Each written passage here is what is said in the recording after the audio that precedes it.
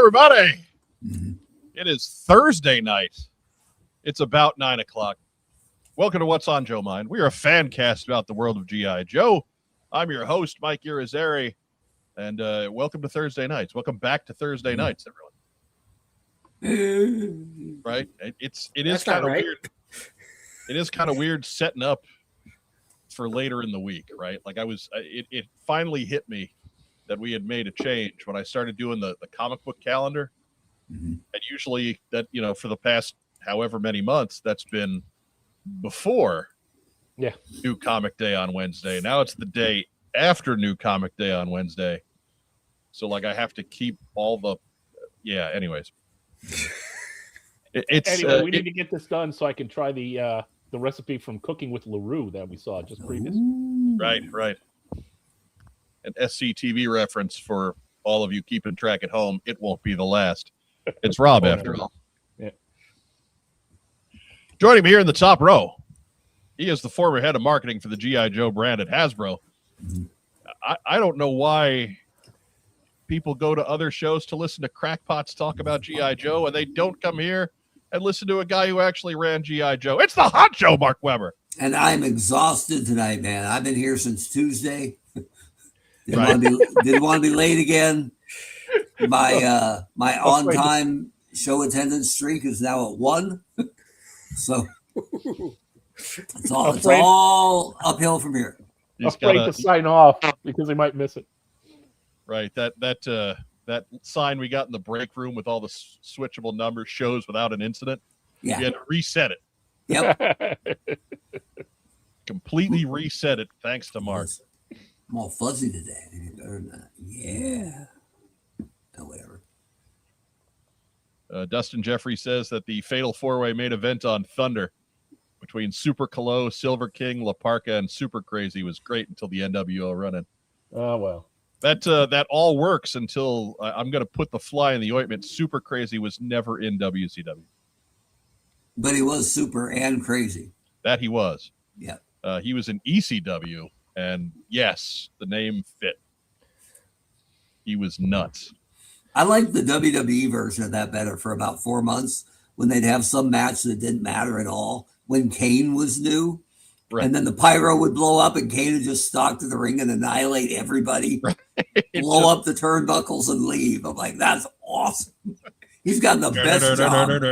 Yeah. Not just in WWE. He has the best job in the world, right? Full stop, yes. He works like an hour a week and just whips ass and sets things on fire. God bless young Kane. In the bottom row, he is our comic book expert. He has forgotten more about that particular illustrated medium than most folks have ever learned. It's Ragtime Rob. Hi. I dropped in a tidbit, but I forgot. How many? Next week is work week, isn't it? Friday. Right. Tomorrow?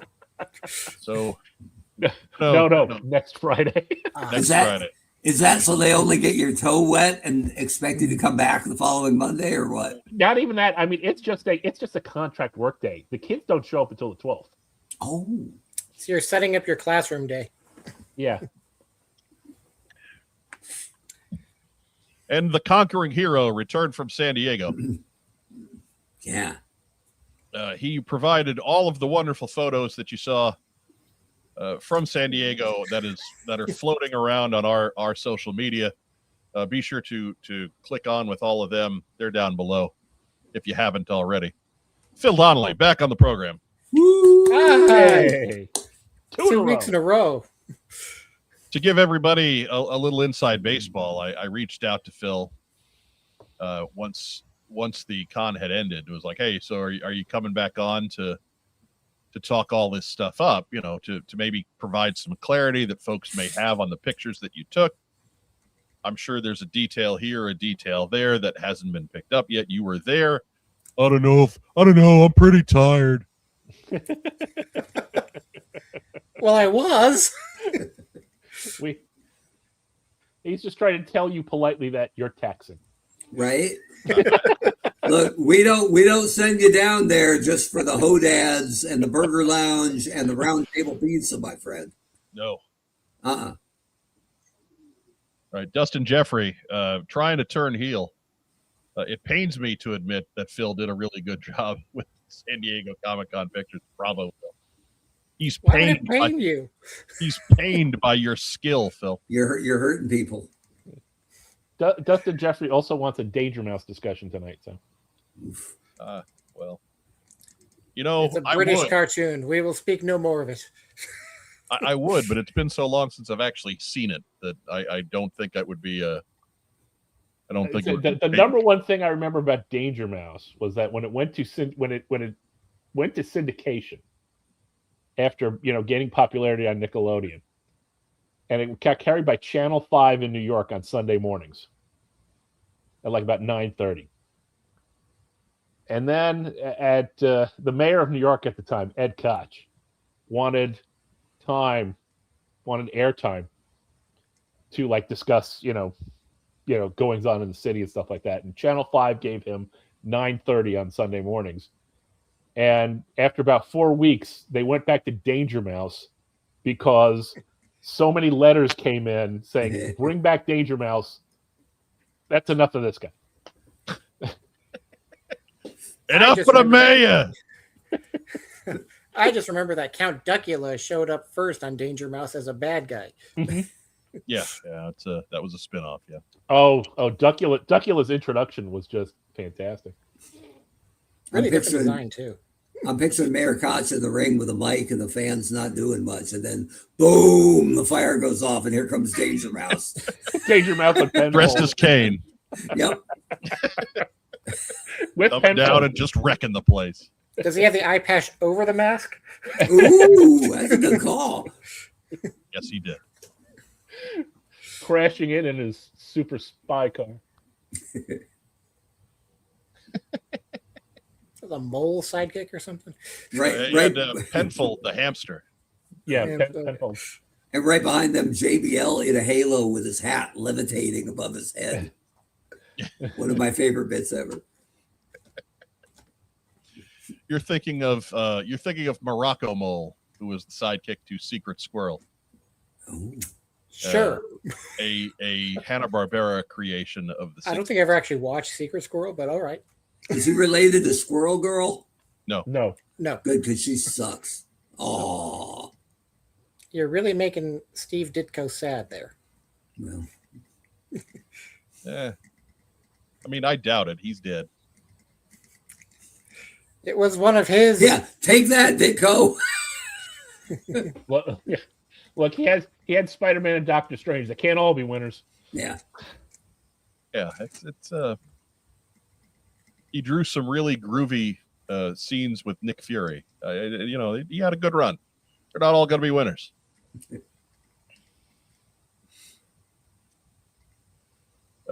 Dustin Jeffrey again. Now Kane is the mayor of Knox County, Tennessee. So an Inferno match with the mayor of New York isn't out of the question. I mean, especially not since Ed Koch is also dead.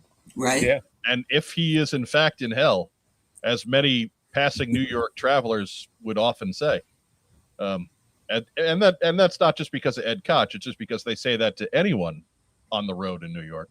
Go to hell. If it worked out, then maybe they could pull that up. I'm so glad. How are you a mayor of a county? It's an incorporated area or something. It's Tennessee, man. It's semi-rural Tennessee. It's not a real big place. The lawless hinterland. The only reason people know about Knox County, Tennessee, is because the mayor is Kane. Droz Walker, good evening. San Diego Comic-Con was quite a treat, mainly for the non-G.I. Joe reveals. I mean, I don't know about that, man. I think the G.I. Joe reveals weren't too bad. So it was quite a treat for the stuff I didn't do. All right, cool. Right. In fairness, Mike's still in his Flash honeymoon period. I am. So he likes everything. I am.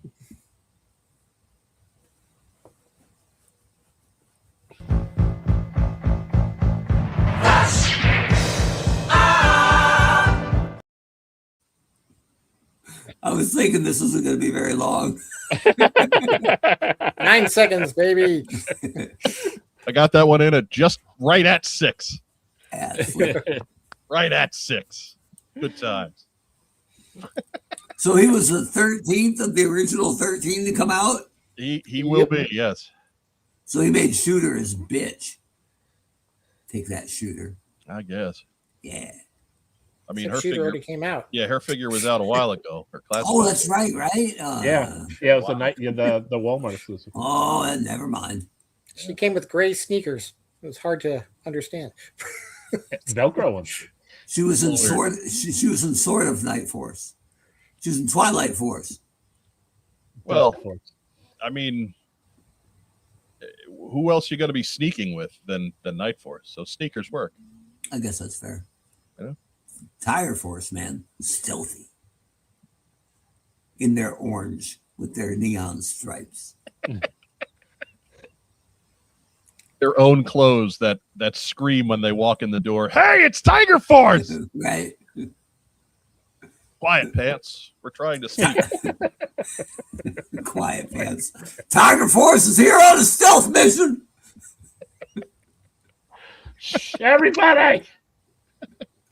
Everybody, shush. Keep it down, shirt. All right, boys, be ready. We go in 3, 2. Oh, hell yeah! No. Would that be the introduction of Tiger Force Lifeline's yellow Something like version? that. Yeah. Right. Something like that. Oh, what do you say? We actually do have some news tonight. We're gonna try and still swing this in 2 hours. But you know, we again, Phil took all those pictures, and now we're gonna make him come talk about them. Mm-hmm. So it's time for the news.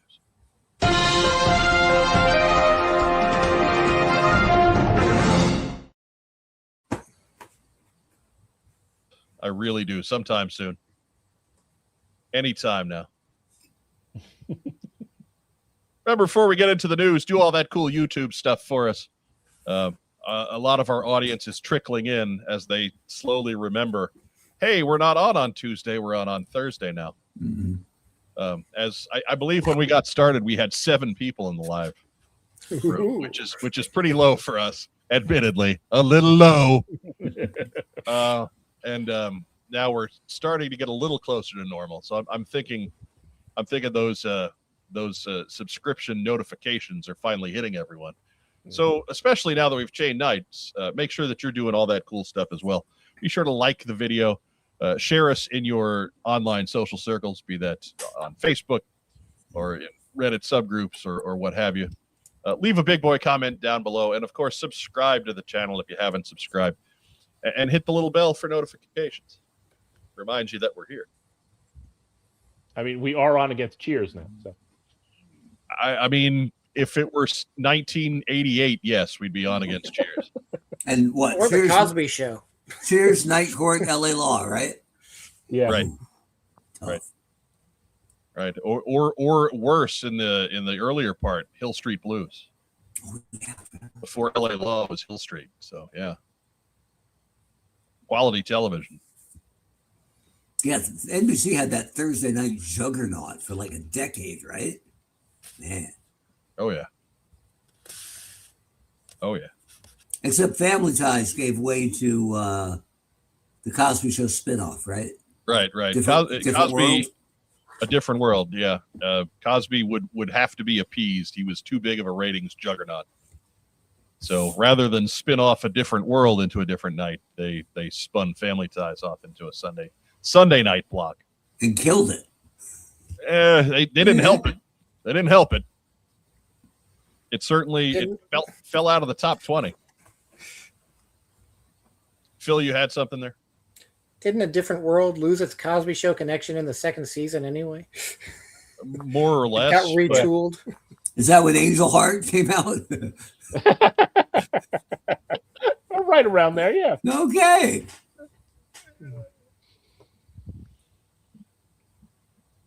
Anyways, first news item. Sinbad. Don't be knocking Sinbad. Hey, available now from the Reaction Plus line by Super 7. It's the Cobra Trouble Bubble that is available at Big Bad Toy Store. It's a Big Bad Toy Store exclusive. Retail price at $55, which is a little steep. And I do have to admit that for whatever reason, I guess I was just that tired on Tuesday. I went ahead and I got one. And I'm going to pull back up to the big window here. Mm-hmm. We'll talk about it a little bit. You have to say, the packaging, if you keep packaging, it's conducive to reuse. Got this nice plastic thing to hold your trouble bubble in place in the box. And now I've dropped both of the missiles. So excellent job, me. I left the pilot in there because he's a little bit of a pain to get his hands on the handlebars. But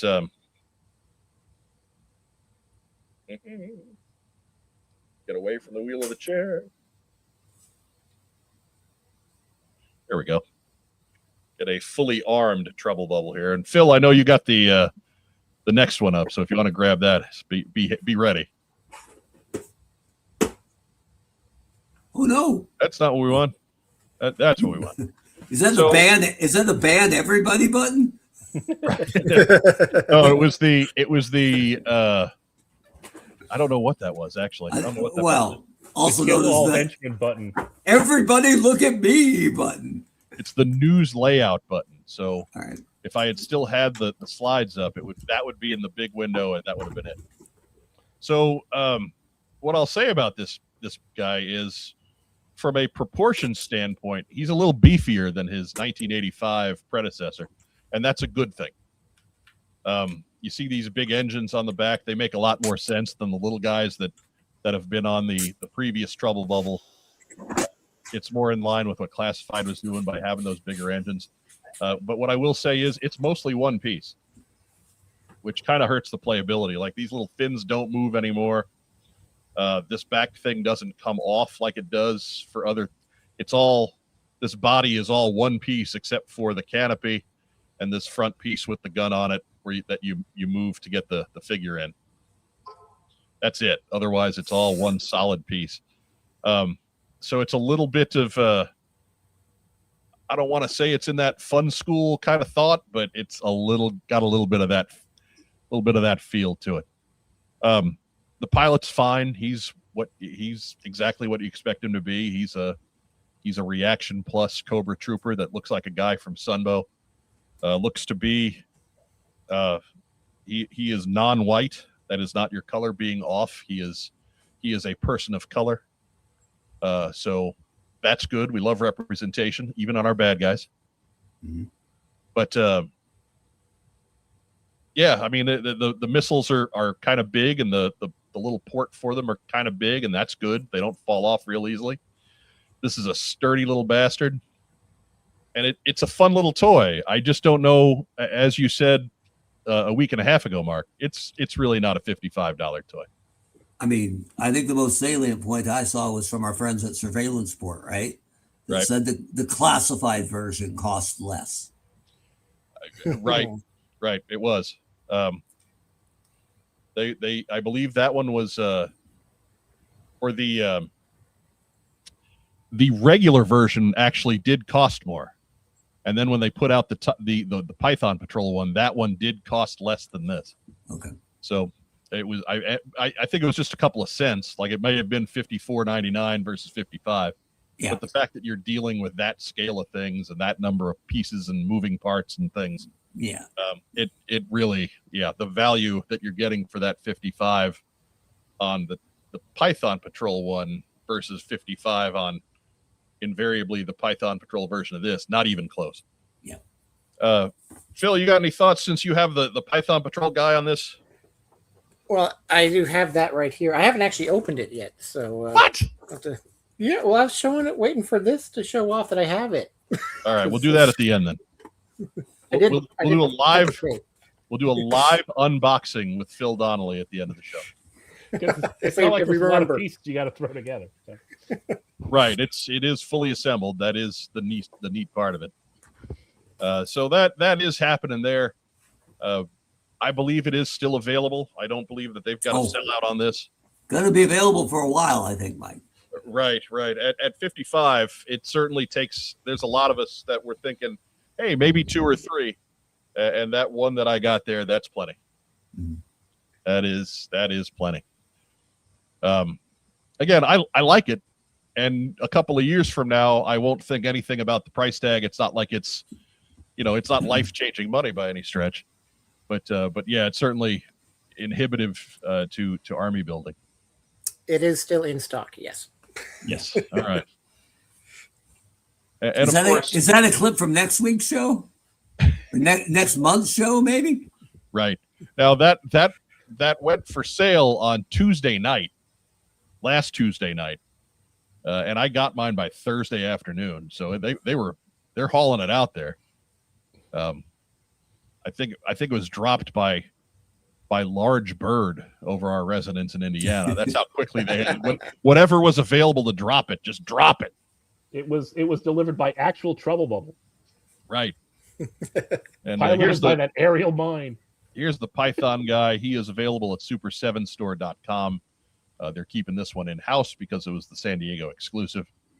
So remember, original flavor, Big Bad Toy Store. Winto green flavor for Python Patrol, super7store.com. Both just again $55. No bump in the price for the exclusive. Super 7's always been pretty good about that. Yeah, and we thought that was a San Diego exclusive, but it actually wasn't on their list of exclusives there at the store. It was just website, weirdly enough. They deserve a lot of credit for this, and I ripped it for the price because it's 65 delivered, right? Yeah, that's pretty much what it came out to be. That's a lot, but I love that they made the guys different ethnicities between the two, right? That's great. Right. It's a sturdy version of what was always a flimsy toy. Yep. So that's great. I love that they're making smaller 3 3/4 vehicles.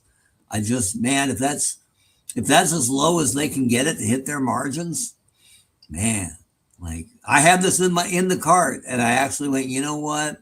No. Because my instant reaction is to pretty much buy anything new that doesn't have a tiger or a cobra law in front of it. And I just went, you know what? Nah, I don't need it. I don't need it bad enough to make it an auto purchase. But I want to give them, especially for how quickly they announced it, showed it, had it ready to order, and got it in the hands of collectors. They did a whole lot right with this. So I'm not trying to bomb the whole thing. I just think, man, 65 delivered. For one. I do think the win, though, Trouble Bubble, great idea because, it is flimsy and it has aged poorly. If they want to follow that along, man, make a solid quality Silver Mirage and charge whatever you want for it because no one has one that fits together. Like, I'm serious. I would look at that. They're selling the collectors only, so... Right. If you're looking for a Silver Mirage from 1985 with all of its parts, it's going to cost you $100 anyway. Yeah, or even from 98, right? And they still break one new out of the box and it will not fit or stay together. So that's an opportunity, man. G.I. Joe 66 Delta 17 with a good point here. $10 to deliver. He's laughing. $45 for Canada. Wow. That's $100 item to get it to Canada. Right. And in Canadian dollars, that's like $600. Right. They should send Alpha Flight down here to take care of that. That's terrible. Draws Walker says adding a classic trooper is a selling point. It is. Sure. And we'll certainly see that guy again. That's not going to be the only place we see the classic Sunbow Cobra Trooper. I mean, if it is the only place where we see it, then wow, that's a fumble. But that's not going to be the only place we see it. And the regular reaction line had like a dozen variations of each Cobra Trooper. Right. They were telling us what the shape of the harness was going across their back, and that's the only way you can. Oh god. There's still one I'm missing because for some reason it didn't come into stock on Big Bad Toy Store. I keep meaning to pick that one up. Thanks, Joel. Josiah Alcorn is sorry I'm late. Has anyone checked Super Chat's on? Of course Super Chat's on. Super Chat is always on. So be sure to hit us up if you got something that you really want Phil to answer while we got him here. Because as you know, lately we haven't had Phil on too often, so it's probably going to be November before we see him again. A little vacation. Mm-hmm. Oh no, he's gone already. I love that you banned him right after he said "little vacation." Boom! Get out of here. It all worked out well. Welcome to Dr. Evil's inner sanctum. Yeah, Torpedo Mike, 2 trouble bubbles or a HAL? Budgets only cover maybe one. I mean, good point. And there's a lot of people asking that question, I'm sure. I guess it's just whichever line you're more. I mean, my issue with 2 trouble bubbles versus the HAL would be I have space for 2 trouble bubbles. I really don't think I got room for a HAL, even the smallish version of it that we're getting. But yeah, if you're big on classified, if you're big on other toy lines as well, there's certainly budget questions to be answered throughout our hobby. Everything's expensive right now, and toys are straight up luxury items. So they are going to get hit hardest of all. I got to apologize to your boy Flash. Because Grand Slam announced first, but Flash released first. No, will we get Flash before the HAL, do you think? I think it's a race. I think you're right, Mark. I think it's possible that they're going to be. Let me check the date out around the same time. I can look at my order and see. I mean, my pal Mike has always been telling me that Grand Slam was, quote, a dirty Flash knockoff. Yeah. That's basically what I heard. He was supposed to be Night Force Flash, and then they hit him with the ugly stick a few times and come up with Grand Slam. And now he calls everybody Mr. Anderson.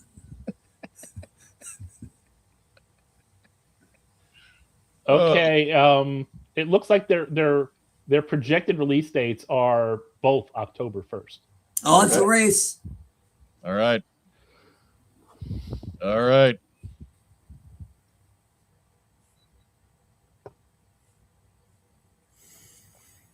I'm just going through a little bit of live chat. Diana Davis notes we need to start the Super 7 smuggling pipeline to Canada. I think I just ruined that by putting this on the screen. Yeah. I may have just destroyed that. So my bad. That's all right. A good smuggler, they know, they're doing it, but you don't know how. You can't prove it. That's right. It's like a piece of the floor section that comes up. It's not that big a deal. And then you also find a We'll sneak up In-N-Out Burgers, Super 7, it's sandwiches, and come back with poutine and milk in bags. And ketchup flavored potato chips. Yeah, ketchup flavored Lay's. Joe Colton will pay top dollar for those. Yes, she will. And she will send her army of red ninjas over to pick them up. Oh, the Cherry Starburst Ninja. Right?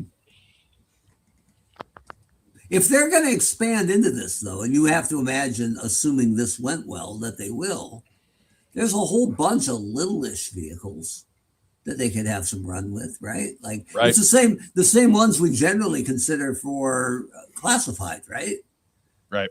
Because by and large, they haven't been making the bigger vehicles. Although with the HAL and the Thunder Machine en route, they're starting to dip their toe in the water there a little bit more.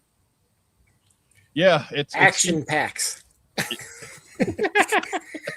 As long as I can get the Dreadnought axe, baby, that's the best. Oh, it still cracks me up. That's the one time we got Road Pig in Sunbow animation. He was running into the fray with the big axe on his back, right in front of him.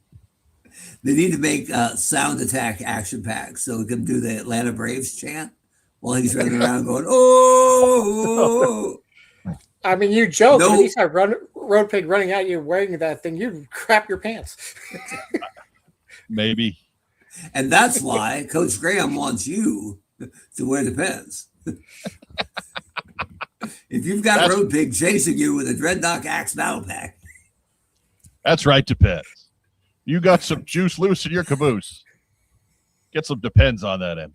If you have trouble squeezing out a win like Coach Graham. I mean, I'm just thinking I'm just thinking, you see that run at you, just like, everyone shoot that first. We don't want any part of this. He's the coach you can depend on. Next news item. Hey, look, it's time for the review of the panel that for the G.I. Joe Classified panel. You can see there, Phil is in the graphic. He's either petting Splash or punching her in the face. I'm not sure. Look at the head snap back. Right, it's a violent scene. Why am I staring into the void? I didn't take the picture, Phil. I don't know. I think. Diana, why am I staring into the void? This isn't gallows humor, because Splash is lovely and doing great. But is it possible Splash was trying to get by him to the curtains? Let me have some curtains. No. Let me have some curtains. I love the curtains. That does justify Phil punching her in the face. Yeah, it's for your own good. Knock her out. She was trying to get into my skin.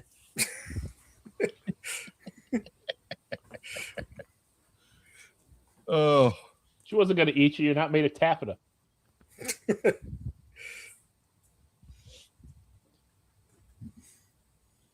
In fact, Diana, not even on watching at the moment. Hang on, Splash started to eat her blanket. Oh my gosh! I must feed the four-legged home inhabitants. She's an urban terrorist. Jeez. Oh man, all the inanimate homewares. They're delicious. A figure of menace in the community. Dave McDonald wants to know the important question: how many hidden Cobra bugs this year? Maybe we'll rate the panel on hidden Cobra bugs 1 through 5. Bugs. If they did that like hidden Mickeys, Phil would find all of them. Right. There's one there. There's one over there. I think too many people consider things that aren't hidden Mickeys to be hidden Mickeys. So, right? I'm very particular with that. Maybe we could talk Jody Classified into, instead of hiding figures, that they'll hide Cobra bugs. Right. Anyways. First, we'll give some of the bits that don't have pictures attached to them, because that's difficult to do on a show where you're using slides. But new lead designer for G.I. Joe, Eric Siebenaler, I'm sorry. New writer, Mark D. Beasley, and Mark Weber. You know these guys? Hey, last week I pubbed up Mark Maha because I knew there was a Mark on the brand. And I talked about how he was one of my favorite guys at Hasbro. And one of the few guys I worked with that's still there. It's not him. It's not him. Not him at all. He's still happy with Transformers. Probably till and I mean this as a compliment. It's his favorite brand. He's probably Transformers for life, baby. So good for them. I don't know Mark Beasley at all. So he's also the brand writer on Marvel Legends, and that's kind of how he started, is getting in through Marvel. Okay. Works out of Midwest, actually. Okay, that's cool. I'm glad they found a way to give 2 jobs to 1 employee. But Eric Siebenaler, and that's slightly misspelled, I'm just going to say, but whatever. A little bit. He was a designer when I started, and left of his own volition about a year after I was there. But he was really good friends with Lenny. So I don't know this to be true. It might be. I think he mentioned it in the Carbon Something interview that he did, where that Lenny might have given him the heads up that this job might be coming open. So that doesn't mean all designers are different, right? It doesn't mean they're going to do the same stuff or whatever. But Siebenaler's a guy who gets it. You couldn't have asked for a better replacement. Good. So very, very good for the brand. So if you go to his Facebook page, you'll see he regularly posts designs of Transformers in the animated style. Characters never showed up there. I think he was also involved in the concept art for Prime, right? I think that's right. Yeah, he was. And I think when I was there, he had just moved off of Transformers when I got there. So he and I didn't get to work together at all, but he was in that same area and pals with all the other designers that I did work with Lenny and Warden and Joe Kide and Chris Hicks and Bill Rawley I better get them all. Sean Carmine, Isabella, and Ramon Campos. Got to make sure. I don't want to leave one of those guys out because I like them all. And they all like me. Like they were like, wow, there's a marketer who's not a pain in the ass. That's right. So Eric and I got along, but we never actually worked together. So when he announced that he was going back to Hasbro a couple months ago, I reached out to him on LinkedIn and said, can you share what brand you'll be working on? And he said, not yet, with a smiley face. So I think maybe he knew what not to tell, to me especially, but right. But anyway, he's great, and it's really good for the brand. So you guys should be very happy, but keep in mind, and I think they said this, his stuff won't even start tickling the brand until fall 2027, probably. Right. So that's the long tail of toy manufacturing, but whatever. It's a really good thing. And I don't know anything about Mark Beasley, but we wish him the best. Right. He seems nice. Yeah. Bart Simon with my favorite optimistic post of ever. If he went back, that means there's room for the honcho to return. Hit the horns. Yeah. It's my theme music. Every good hero should have some. But I believe the truth about Hasbro, and very few people have here we go, have risen above this. If you leave on your own, there's a possibility you can come back. If Hasbro lets you go, that's it. There's actually a thing, I don't know if any of you have ever applied to Hasbro, but there's actually a checkbox for, have you worked for Hasbro before? And you have to fill it out to submit the resume, or it sends you back to it. A friend of mine told me. And I believe they could also just relabel that as, do you want your resume going straight to the junk mail? Click here. Yeah. Right. And in their defense, that's more or less anywhere. Like if layoffs or what have you, downsizing doesn't matter. Yeah. If they got rid of you once, they don't want you back. Yep.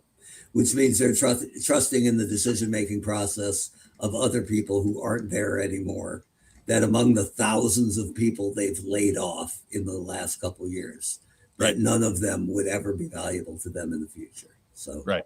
Yeah. Cool. Again, it's dumb. It's short-sighted. Circumstances, they never. He banned himself. Now. Now begins the age of Weber. Well, okay, you can take that as the good news. Bad news is he's got all the slides. Yeah, it's fine. Phil, just tell us what happened at Comic-Con. Yeah. And that's it, folks. Thanks for tuning in on our new night. Circumstances never change, and I never hit that button on the side of the mouse, which kicks me out of it. So much. Why is that even there? So much for my palace crew. I was really just seizing an opportunity, like Al Haig in 1980. Yeah. Al Haig. I'm in charge. We'll get back there. It immediately turned into Lord of the Flies while you were gone, by the way. I figured as much. That Star Trek fight music was playing. Yeah, a crab came down the hall with a knife. It was fabulous. The 2027 retro cardback figures will feature spotlighted characters from G.I. Joe the movie to celebrate the film's 40th anniversary. I somehow don't see this being Globulus, but I could see this being somebody like maybe 86 Roadblock. Okay. I was trying to think, who would you really want? Roadblock's a good pick. Tunnel Rat. Yeah, Tunnel Rat, a movie repaint of Chuckles. With a missile. He has to come with a missile. Yeah, with a giant red missile. Gotta come that might get me to buy it. I would absolutely buy that. I'd say Big Law, but I don't see how different he could really be. Yeah, I don't know how you're going to redo Big Lob. I mean, they said that basically there'd be reissues of exclusives that hadn't been reissued before. So you're probably going to see like Nemesis Enforcer, Pythona, Serpentor, maybe. Right. Maybe that's where Serpentor comes back. It's a good call for Serpentor. Royal Guard, by and large, a stripped down one. As someone like most of us have picked up what we wanted, by and large, from Classified, it doesn't sound like there's a lot of heat in that lineup. Other than Serpentor, who has been in massive demand, ever since he sold out. So I like that. Yeah, get him back out there. But Jinx I'm saying more toy accurate Jinx, but she was kind of a peg warmer too. Did the Jinx come without a mask, a headlet, or a it did. face? Okay. She had two heads. She had a masked head and a unmasked head. Yeah, but Falcon only got one. Right. It was more the meat of two faces stuffed into one head. DC presents Clayface Falcon. The original one, known as the OG Falcon or the Bread Good Falcon. We'll get an impaled Duke action figure. Oh, yeah, I'd buy that. A Royal Guard that doesn't cost $50 is probably sell pretty well. Coma Duke. Now, was Royal Guard really that popular with collectors? Or were they all selling to Florida? To the greatest Royal Guard collector of all time? I mean, I don't know the answer to that, Mark, because he stays pretty tight-lipped about his collection. Yeah. Adam Riches, of course, for those that don't watch the program regularly. And if you don't watch the program regularly, shame on you. Hit all the buttons.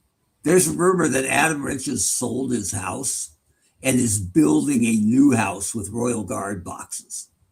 So I'm not sure how wise that is in Florida, but it's in the shape of a giant Royal Guard. Right. No offense to Adam, who we love, but this guy has also dropped about $400,000 on Royal Guard figures. So. And then lastly, congratulations to G.I. Joe Hall of Famer Sergeant Slaughter. About time. Yeah. I mean, we can say about time, but the Hall of Fame's only 3 years old. So I guess that's fair. Don Levine, Larry Hama. Yeah, Sergeant number 3. I'm not saying that's wrong. That ain't bad. The first Iraqi sympathizer to go into the G.I. Joe Hall of Fame. Right. Yeah. I mean, he actually addressed that in panel that he hated that storyline, by the way. Oh, absolutely. There's a shock. I'm sure he did. Considering it was resulting in death threats for his family, I'm sure he was thrilled about it. Gave him a run on top, though. It WrestleMania main event, his only world title. It did put the big strap on him. So I mean, did not hurt his popularity long term. No. So pros and cons. As soon as that story was done, they got him away from that as soon as they could. Yeah. How much money could you have won on Kalshi back then? On Slaughter pinning the Ultimate Warrior for the world title? I don't know, man. Cash money. It seemed pretty elementary if you knew Hogan was coming back, right? I guess that's fair. Yeah. Like as soon as Hulk Hogan announces, "Yeah, I'm coming back, brother," it's just going to be a matter of time before. Oh yeah, they got to get that belt off of screaming Jimmy Hellwig. Yeah. So who better than a heel Sergeant Slaughter? Okay. My only problem with that whole thing was seeing him come to the ring with the Iron Sheik, right? I'm like, that's a bridge too far, man. I can't. Come on now. I think behind the scenes they were pretty tight. So probably, but I mean, the Sheik was for as nefarious a heel as he was on the screen. From what I understand, he was popular with the boys. Oh yeah, he would hit Hacksaw Jim Duggan with a chair on Sunday night, and then get pulled over smoking weed with him at Monday morning very early. Smoking weed. Didn't they break him for that? It was a little bit more than weed, Mark. Is there more than that? All right. Enough to make your boots curl, I imagine. You gotta dull the pain, man. Gotta dull the pain. Yeah, dull the pain of how bad that match probably was. Man. They weren't sleeping a whole lot with the stuff they were taking. Keep the Kleenexes handy. Diana's got the most salient point, though, of the whole thing. He ain't ever coming back. No, not at this point. No. That run is done. Hogan used to never lay down for anybody. Now he doesn't get up for anybody. Oh. Jake Rose, I've only gone to one wrestling event. I was so excited to see Sarge, and he was an Iraqi sympathizer. It crushed me. Oh, I'm sorry, Jake. I'm sorry, man. He's feeling much better now. Right. I mean, I'm sure Sarge still looks like $1 million, so yeah. I'm sure he does. Michael Gene Fleming's retro card at Sergeant Slaughter. Yeah, another possibility. Maybe, yeah. Everybody's saying, "Hey, where's the mail away version of Sarge?" Well, here you go. Yeah. Yeah, but if it's how he looked in the movie, it would have to be that first figure they did. Maybe more camo accurate to his animation model, I guess. But I don't know, Phil. We might be splitting hairs too much at that point. Yeah, that's. Hey, Sergeant Slaughter was a big part of the movie. Let's just get him in there again. Yeah. They're not going to do Topless Lorana, so get that out of your minds right now. Dustin with a quick segue. Did you all like Bam Bam Bigelow and sensational Sherry Martel? Yeah. Absolutely. The Bammer is one of my favorites. Yeah. Just all time. Bam Bam Bigelow, absolutely. Sherry Martel, underrated, deserves to be in the Hall of Fame on her own. One of the great managers of a time when there were lots of great managers and not afraid to take a bump. Sherry Martel, fantastic performer. Kept Macho a heel as the Macho King, and completely instrumental in Shawn Michaels' early heel work, right? Yeah, give it up for Sherry. Plus, she sang with Kurt Angle in one of my favorite segments ever. So. And, of course, instrumental to Harlem Heat and WCW. That's right. Sister Sherry. Big part of things there. And Bigelow, in real ironic for a guy with flames tattooed on his head, didn't he run into a burning car or house, retired, and actually save some people's lives? I think I read that. I don't know. A couple places, not just like one drunk guy on Facebook. Hey, Bam Bam Bigelow, save me. No, I think there it is. There we go. Josiah Alcorn. Bam Bam actually saved kids from a house fire. Okay. I'll take your word for it. And not his kids, right? Like, I don't know if the Bammer had any kids. I don't know if he was married. Maybe after that, he was like, I don't want any kids. I keep burning houses down. he died. That's where all my stuff is. Yeah. Reportedly, there's no video of it, but there's audio because they were trying to call 911. And when he runs in, Bam Bam says, "Pork chop sandwiches." It's weird. Anyways, so on to the photos. Oh yeah, the photos. Oh, look at that! Pre-orders are open now for the retro card back wave.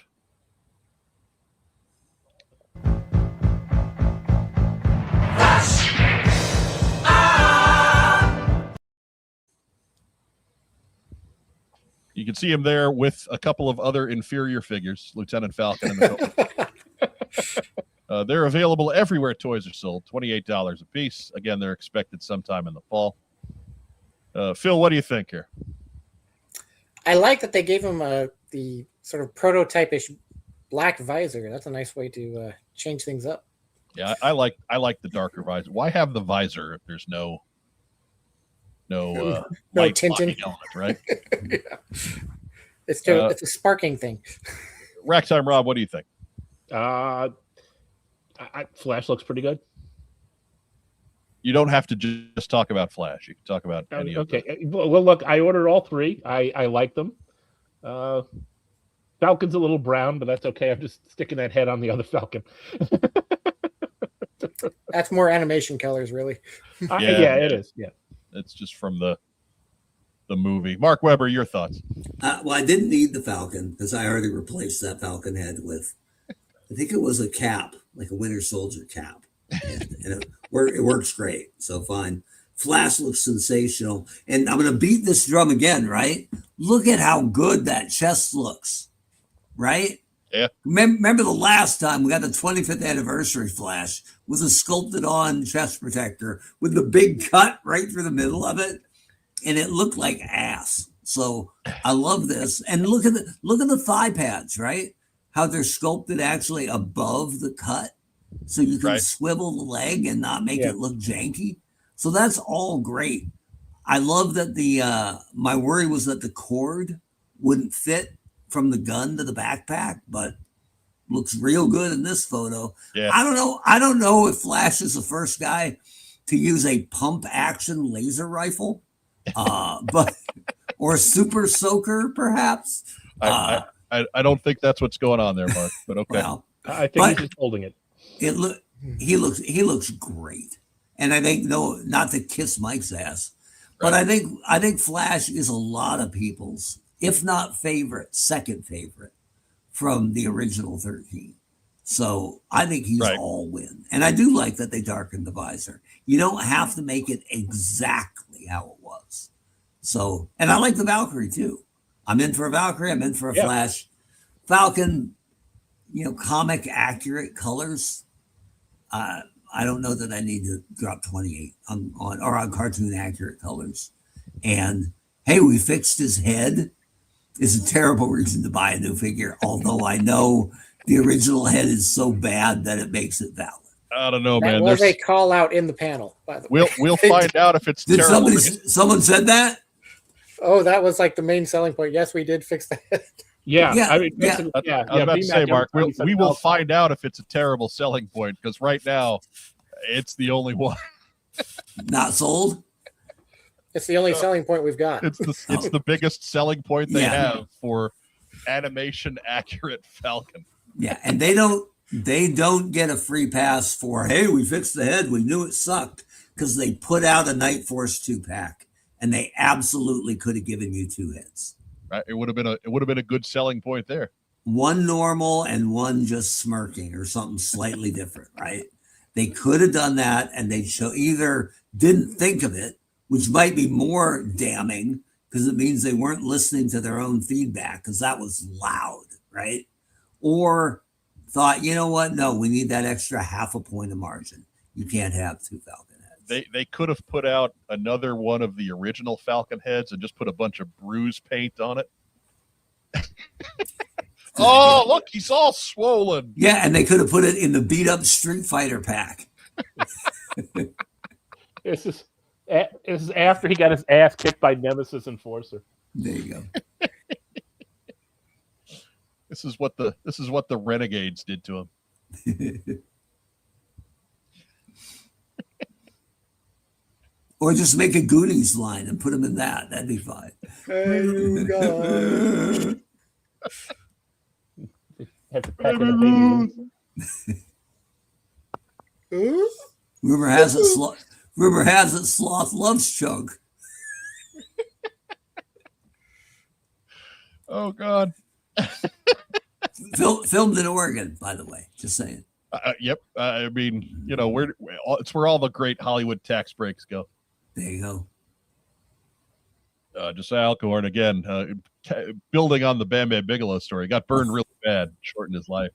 I thought he was talking about Falcon's Mutor head. No. Either A, no. Either or. No, I just it's a super chat. I want to get all of those on screen because Lord knows, but I'm thinking what probably hurt Bam Bam Bigelow's life cycle was more the being 450 pounds at 40 years of age. Yeah. And then doing something as physically demanding as professional wrestling. He let himself go a little bit. I think he paid for it that way. But Bart Simon, I've done 23 years in the military, and trust me, not everyone has a good looking head. No, if Falcon had been historically fugly, that would have been a damn perfect representation. Right. When you're when your movie persona is encapsulated by noted pretty boy Don Johnson. Yeah. When you're the lead of the biggest single expense on the property to that point, probably ought to have a decent looking guy. Yeah. Well, let's not downplay the Penguin.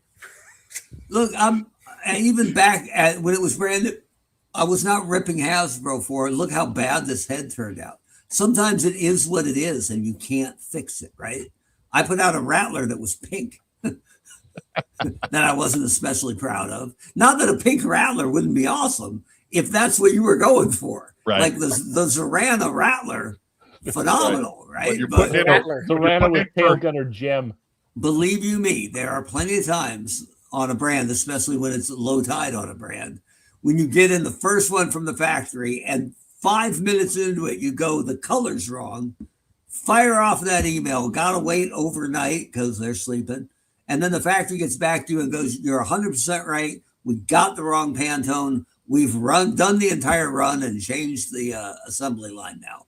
So it is what it is. We apologize. And you're like, what's the point of sending me one? Yeah. If I can't make changes, right? Like, right. So I get that. I never once was I crucifying Hasbro, I don't think, for the Falcon head. But when they had a chance to fix it and chose not to, that was weak sauce.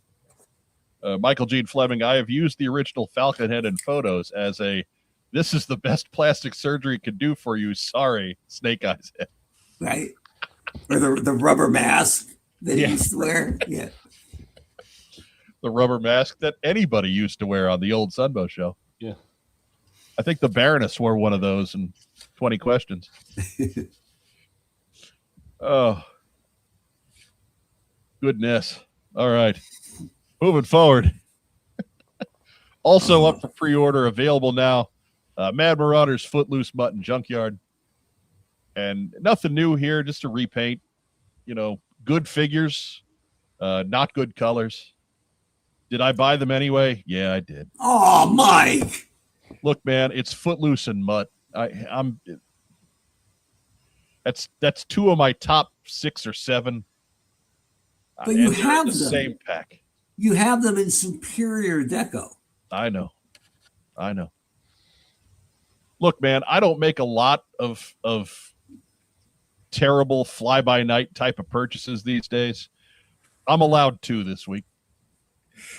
Was there ever a more uninspired cash grab repaint team than Mad Marauders? I don't think so. I mean, going back to Slaughter's Marauders in the day, I don't think there either was any different. And you're encouraging them, Mike. I know. Make more. It's the last ones. They can't do any more. Yeah, exactly. No, if they sell like crazy, they'll make more. Here comes Mad Marauders Effects and Mad Marauders Windmill. That wouldn't change its colors much. They'll get Hardball in there because the club did them. Mad Marauders Effects would actually improve his colors. It's probably true. But yeah, like I don't have Low Light and Spirit because I don't necessarily care about Low Light and Spirit. But yeah, I got these 2 because I like Mutt and I like Footloose. Did the Spirit come with a different bird or something? They named the bird differently, yes. Was it the same bird though? Same colors and everything? It different colors. It was it had darker feathers. But I think I bought that 2-pack for the Spirit for some reason, and then I sent Low Light to Joe Colton because she was a big Joe Colton or a big Low Light honk. And I'm not sure she bought the original Low Light because she was maneuvering away, spending more money on her kid than her toys. That Jezebel. Okay, Mom. Draws Walker. Yeah, finally barbecue as friends. I mean, no, he doesn't. No, he doesn't. No, he doesn't. He can't even take his helmet off. No, he just shoots kids with repulsor beams. Last I checked. Dustin Jeffrey, why was Low Light never in Night Force? Because I mean, really, you don't need it. He always was in Night Force. Yeah. He was in Night Force. One time they put him in a team, they had to brighten his colors. Right. He was Night Force. He was in Night Force before there was Night Force. Yeah. Mad Marauders, semi-low light, medium light. Him and Snake Eyes running around together. They were Night Force. Doug Dello's here. We can start now. Oh, okay. So those are available now. Those are a fan retailer exclusive. So Big Bad Toy Store, Entertainment Earth, wherever your online adult toy. I don't want to say adult toys, but more adult oriented toy retailers. You finally found a way to make these useful. Hey. Or wait 6 months and get them for half price. Just saying. There's a little switch on the back and they all vibrate. Nope. Someone sent this doll from good to weird. Dave McDonald. Where's Brazil missions and a new cassette? Oh man, see, there you go. There we go. Maybe those are the laziest. Claymore. Those might be the laziest repaints ever. But at least you got Claymore, right? It was kind of cool, right? Same as I'm not a Tiger Force guy, but I like Sky Striker because at least he's a new character. Even though that's lazy as hell. What are we going to name the pilot? I don't know. What was the first plane called? Slaughter's Marauders did have cool tanks. Yes, they did. But they didn't have a bunch of blue paint splattered on them. They did not have blue. No, the paint scheme for the vehicles was fantastic. Yeah, I'll give you that. Big time. And they were all mashups, right? Of other pieces? Yeah. What was it? The Lynx, the Equalizer, and something else? The Armadillo. Armadillo. They didn't rename Armadillo for some reason. The same Armadillo. I might not have that one. I got the other two, though. The Armadillo had the top of it. Yeah, the Armadillo had a missile launching turret. Yeah. Oh, okay. The Marauders Armadillo is pretty neat. And then there was the Lynx was a Wolverine with a Maulard cannon on top. Right. And the Equalizer was it was a Mauler body, and then they made a new turret on top for it. Right, that shot missiles there too. So that's cool. Yeah, they were good stuff. The Equalizer is really cool. I have the Lynx and I have the Armadillo. I do not have an Equalizer.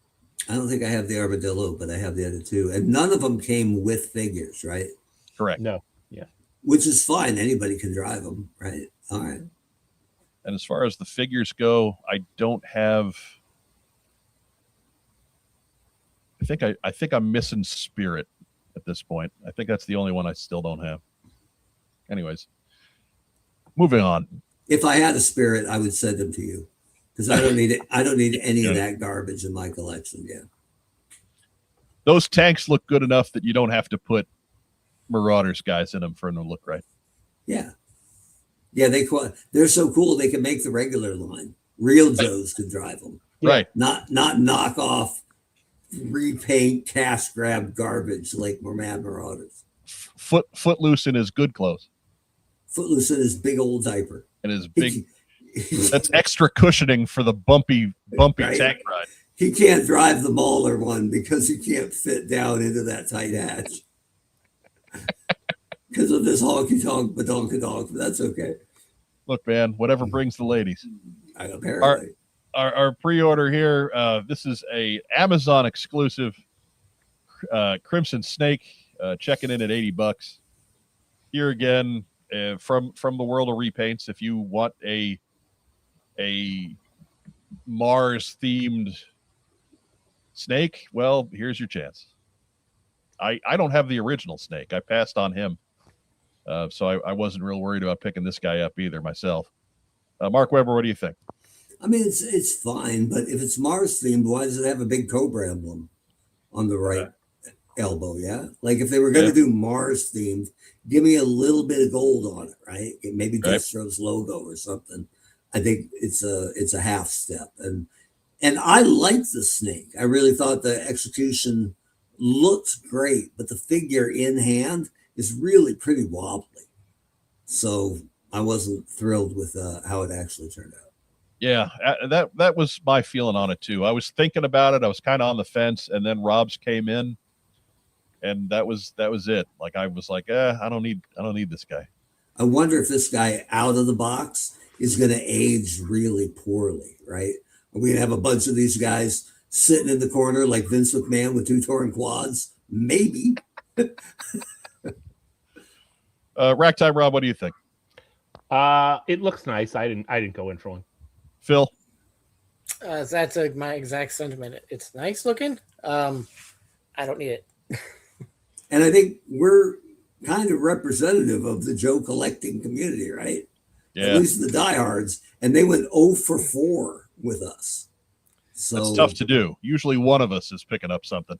I mean, and yet that's sold out on Pulse. So what does that say about us? Yeah, but I always throw the flag on the majority of those on Amazon. So I always throw the flag on. Well, it's sold out. Well, yeah, I can put up 3 or let bots buy a minimum of 10 and be sold out too, right? If you don't have production numbers, sold out really doesn't mean a whole lot. Gene Fleming, the Crimson Guard, Red Shadow, Mars, Fire Team 788, Snake Guard. Yeah, it's just kind of whatever you need it to be. Yeah.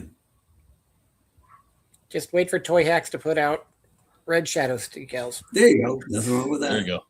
Yeah, and I'm not mad at it. It's not hurting me. If it wasn't, this was a spot for repaint vehicle. Right. And this is the one they chose to do. Okay. Yeah, no, I can't think of one I wanted more. So not for me. If you like it, cool, buy it. Right.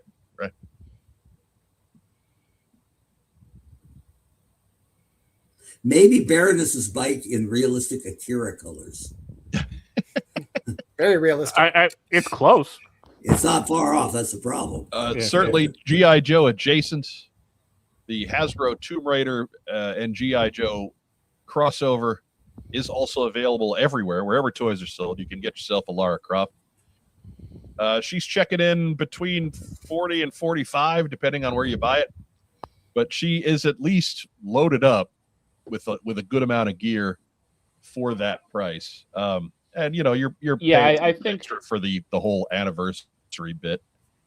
I think she'd have been a deluxe figure. They just chose to put her on that card. Yeah, makes it seem like that. But I mean, good assortment here. She's got all kinds of. Got her signature dual pistols and the bow and arrow set there. A couple of knives and some climbing gear and different hands and separate head. I mean, they geared her up. So good job on this one. Yeah. Phil Donnelly, what do you think? Well, I've been wanting an action figure of Lara Croft that looks like this since Toy Biz first put out a terrible retool of Jubilee back in the late 90s. It's bad.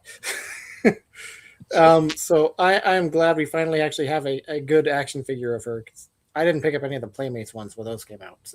So you got one to open and one to put on the card then? I just got one. Okay. All right. I don't really keep typically things in package, so.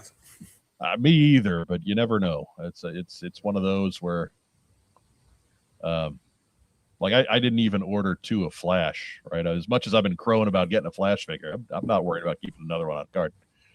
Ragtime Rob, what do you think? I liked it. I ordered one. All right. That's surprising. As somebody who hasn't touched video games since Space Invaders on the Atari. I have a feeling basically I'm gonna like the comic series. I don't know what it is. It's got that Indiana. I mean, from a storytelling, she's kind of like that Indiana Jones type character. I think that plays well with G.I. Joe. So I think the miniseries is going to go well. So it kind of tucked me into it. So Ragtime Rob on a speculation bend. Mark Weber. I like that they did it, and I think it looks great. I think it's really smart that if you're going to have to charge more because of the royalty, that at least you gave her a ton of stuff, right, to help justify that. So I think the execution here is fantastic. I was on the fence about it, and the price point kind of made my decision, right? If this was 30, I think I'm in. I don't think I need it for 45. So I let it go. Diana Davis, look, I know for sure it's awesome because I'm on that book. There you go. I agree with you, Mark. They knocked it out of the park as far as I can tell, right? This is fantastic. If you want to do a 30th anniversary Tomb Raider figure and you want to do it up in your own line style, you want to do a classified style, you're not doing it better than this. So I think everybody who's a Lara Croft fan will be thrilled with this figure. Somewhere around here, I've got an omnibus of the first Image series, and it's like she's straight out of that. Did I get one? No, I didn't. It'll be cool if she turns into more than just a one-shot type of character. Mm-hmm. Like if they actually incorporate her into things, that'll be kind of neat. There's nothing so story driven with Lara Croft that wouldn't work out. Yeah. If she somehow can tie in the T-Rex from her game into the comic, then maybe we can bring in Dino Hunters. I mean, you've already got the Cobra Dino guy, so Right. Professor Rockclaw. You got Cobra Dinosaur guy.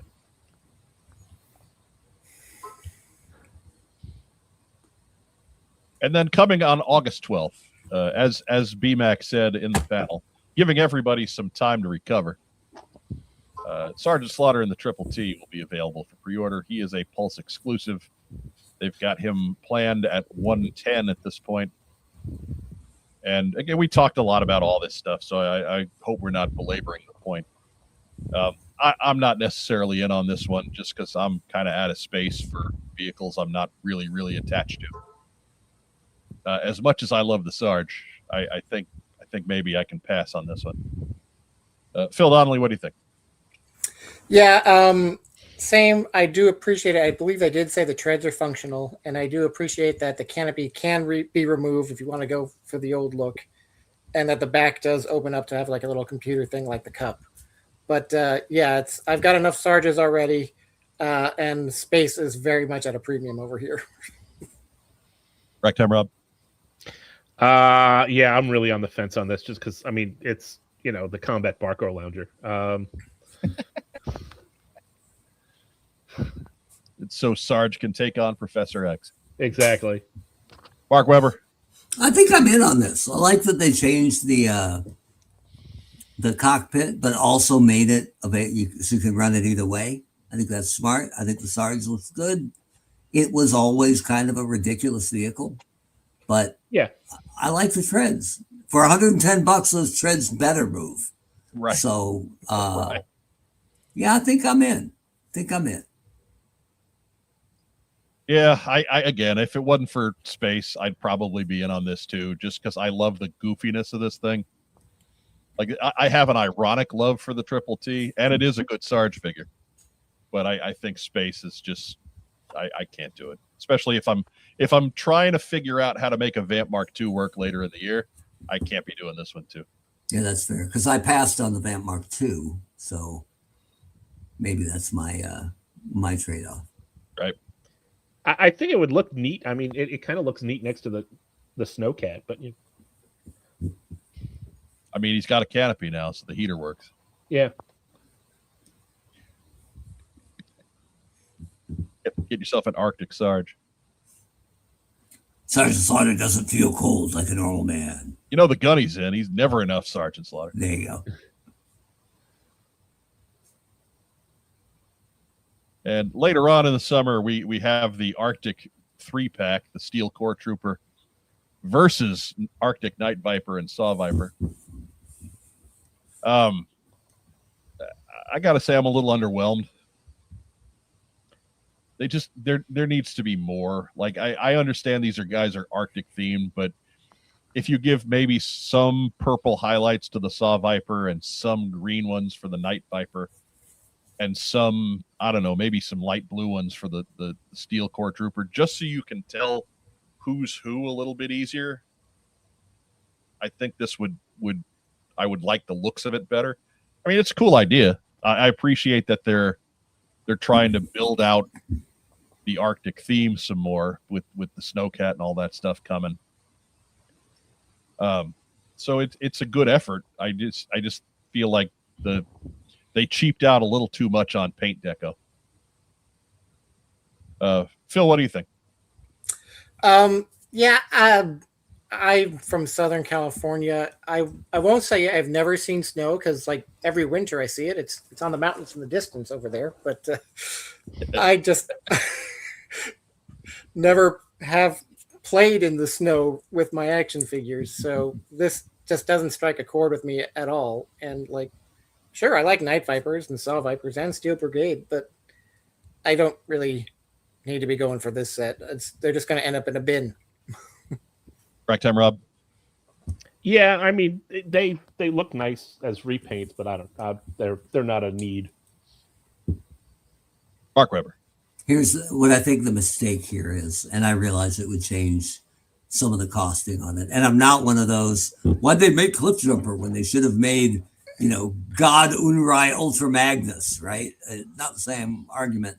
But man, if you just had taken the Steel Core Trooper out and made that Blizzard, like if you had one guy, an actual Joe, who was unique to this set, who really is as cool as he is, and I really like Blizzard, but he's a third level Joe, right? Oh, but if you put a guy like that in this with the 2 Cobra Troop builders, it's a guaranteed buy from me. And I'm thinking it's a lot closer to a buy for the rest of you. But Arctic Steel Core, doesn't do anything for me. I don't know if they want to take a name character and stick them in with something like that, though. But they're not making Blizzard otherwise. You think? Yeah, maybe. Or who else? Snowstorm? Who's a low-level Arctic Joe? Yeah. Wind Chill. I think Blizzard's got a decent chance of getting made, but Blizzard is one of those guys that's more popular than he should have been. Yeah. For his representation in the comic. Right. They did it so well. Yeah, he was so cool. So it's a neat figure that people like, Yeah, if you made this Wind Chill, or if you made this, God forbid, Tundra Stalker, then it's a must-have. But right now, there's no one figure of this whole 3-pack that I have to have. Right. So I think it's a miss. Noah Manchild, the paint your own figure set. That's really what it looks like. Yeah. Gene Fleming, is it bad that the Arctic Steel Brigade is the only thing I'm really interested in Army building out of this pack? I mean, it's not bad. You like what you like. But that's probably the one I'm least interested in, frankly. But I'm also not one that like. Cobra's going to have their specialists and they're going to have special vehicles, and I've never necessarily been on board with a whole lot of, well, let's just make a white one. It'll be the Arctic version. Yeah. They just feel to me like, oh, well, we're just going to roll a HISS tank out there, and it doesn't matter what color the tank is. The tank is coming to blast you to smithereens and roll over you. It's not exactly a stealth piece of equipment. So, but anyways. Sub-Zero. There you go. There's a D-level Joe he could have been. Right. It's Joe Fan 84. What's on your mind on a Thursday? What a fantastic treat that's what we do now, man. That's right. That's what we do. We've been telling you about it for weeks now. Fantastic treat. No, it's a Thursday is what we do. Treat yourself. Torpedo Mike out in Hawaii. What is this snow you speak of? Yeah, they don't even get it on the mountains there. I have mean sounding words for you, sir. I believe it's on that one volcano on the Big Island. Sometimes they've had a rough couple. Why you of can't years take rental cars over it? Yeah, typhoons and monsoons and things like that. Yeah. So I'm gonna back off of Hawaii guy a little bit. Ask the Iron Sheik; he'll tell you.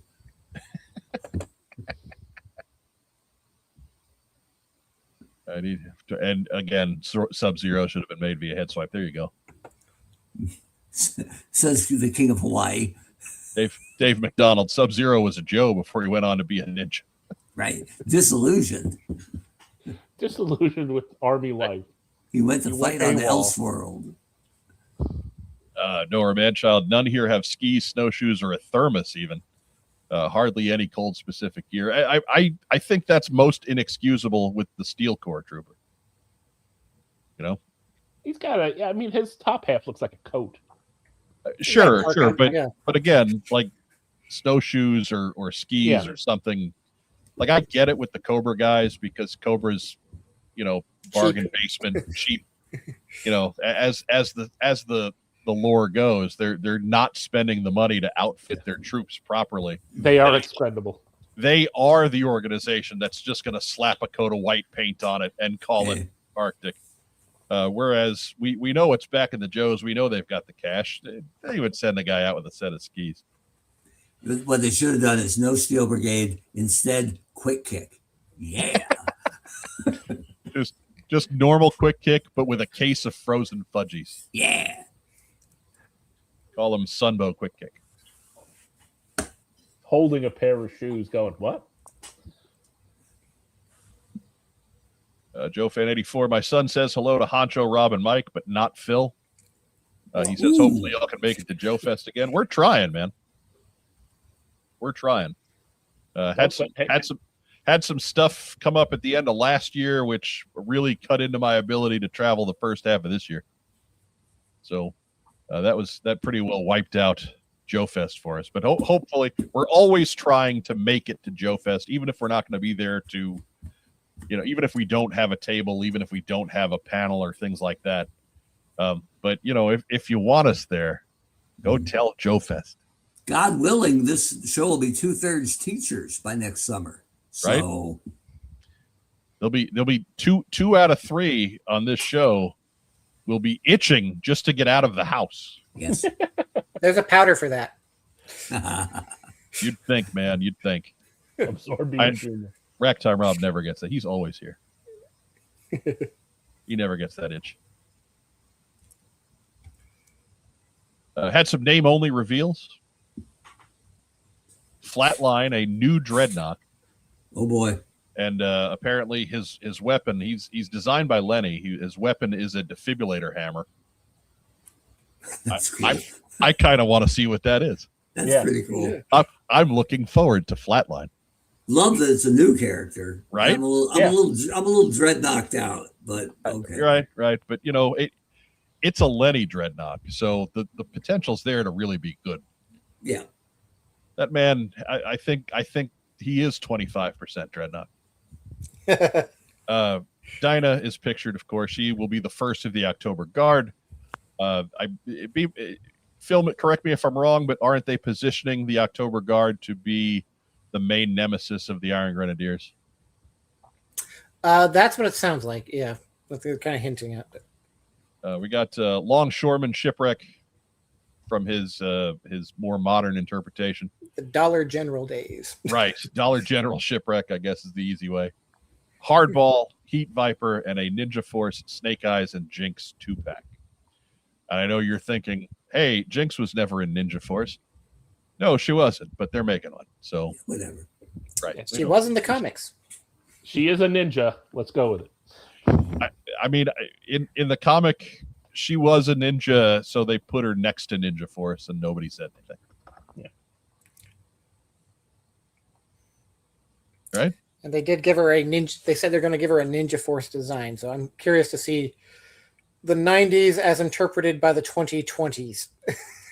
I wonder, though, does that mean we won't see her in the movie retro line? Is that too much Jinx or Jinx adjacency for one year? I don't know. We've gotten 2 Dukes in relatively short order. Well, I've never been afraid to make Duke, right? Right. I don't think that'll be much of an issue because it's a Target exclusive, so most people will never see it. There's nothing. That's a good point. There's nothing wrong with two Dukes. 2 Dukes is just 1 Duke for every dimension. Right. Making a bunch of Dukes is a safer bet than making a bunch of Jinxes. That's fair. But this just means that maybe Jinx will be. It's more of a shebang kind of a what design.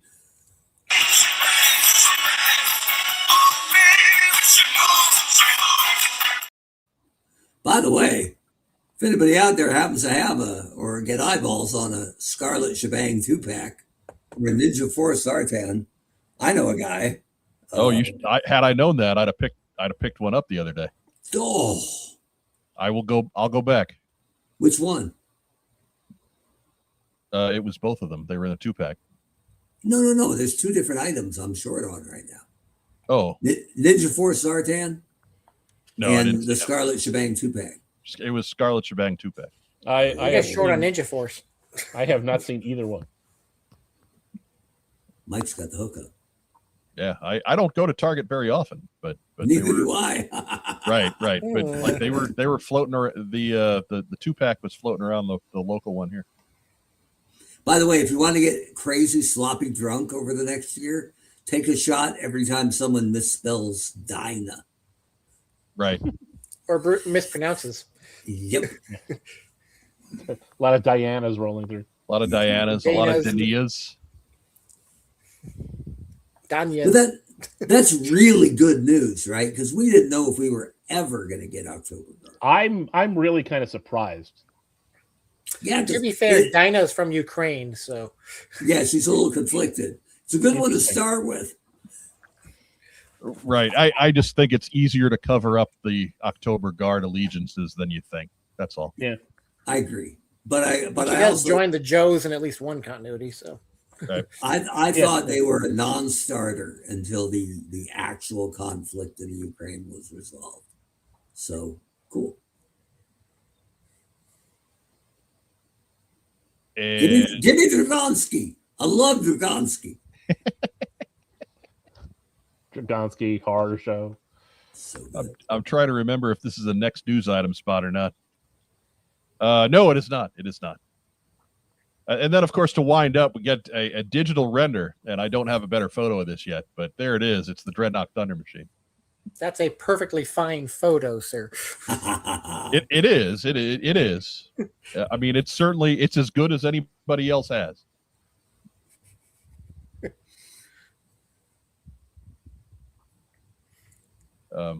Nora Manchild, interesting that their logo image used October Guard with a C instead of October Guard with a K. And right there, again, it's easy to cover up that affiliation if you want to. But anyways, on to the Thunder Machine. This was presented as being made to order. So it is not going to be a HasLab project. It will not have any sort of electronics. It will not come with a driver. It will not transform into Soundwave. It will not transform into Soundwave. It is just going to be available at Hasbro Pulse, and yeah, it's going to be a HasLab without actually being a HasLab. And you know that's neither here nor there. They said Thrasher will be available later somewhere. Thrasher is another potential inclusion in that 40th anniversary carded line next year. Because he got a brief spotlight dealing with Naked Zorana. Didn't know it was you. But Mark Weber, your thoughts here? I mean, I'm glad we're getting it. It's not terrible. Most people are picky or upset about the front end of it, right? Yeah. And it does look a little short. And to me, it looks a lot pinched, right? Yeah, it looks a little thin more than it looks a little short. Top down, the Thunder Machine looks like a brick, right? It should. Yeah. It doesn't taper to a fine point at the front. So, and I don't believe the original had a cow catcher on the front either, right? And it looks great. So I'm not saying it has to look like the first one or it's crap, but I'm sure it's helping keep the price down. But it's a brand new tool. And with no figure, this is still $90 to $100, right? I'm thinking 120. Yeah. Yeah. Depending on the overall scale of it. Like, it better be a 2-seater because we don't really know, right? Yeah, I would say given the scale of everything, missile launchers and the guns and things, it's going to look pretty weenie if that's a 1-seater. Yeah. So I'm thinking that's 2 seats. Yeah. I'm okay with Thrasher not coming with it as long as we get a shot at Thrasher somewhere. Right. That's totally fine. If that helps keep vehicle pricing down, if that helps vehicles get to shelves, if I was running Joe, I would do it that way, especially if the vehicle driver is iconic and I know I can sell him on his own separately. So really my only issues are the front end of it. 19JJ says it's the Ostriker frame. That's why the taper at the front. Makes sense. The front end of it was so iconically like a Trans Am. They may not be able to do it because of copywriting. So licensing. Right. And I get that you can't do it exactly the same, but like part of the appeal of the Thunder Machine was that cobbled together look. Right. It's kind of put together, but it's kind of big. It's a Dreadnought tank, right? Yeah. Or at the very least, a Dreadnought composite vehicle like a Hiss, designed to move fast and hit hard. Whereas this looks like it's built exclusively for speed. Yeah, I don't know. It's just my take on it. It just feels like it's like they're trying to turn a car into a chopper. Yeah. Well, I mean, also remember too that this is still, like I would say, a work in progress. So but usually, I mean, Rob, I'll also say that most of the time when we've seen digital renders, the actual products that happen don't wind up looking a whole lot different. Than the digital renders. Like if what 19JJ said is correct, where it's the frame from the Striker with new stuff put on top of it. I mean, I don't think that's the case. I don't know. I don't know enough about it because this is all I've seen of it. Right. Yeah. I don't have any frame of reference past that. So I wouldn't, given the age that we're in, where everything costs too much and corners are being cut wherever you can find a corner. I'm not ruling it out. Again, I'm going to hold off judgment until I see a little bit more. Greg Augustin says it reminds him of electric hair clippers. I do like that addition on the top because that seems very Dreadnought. Yeah, but it's militarily flawed. The main weapons point forward and don't traverse. That's why you got to point the whole car. I suppose that's true. I think Thrasher knows how to drift.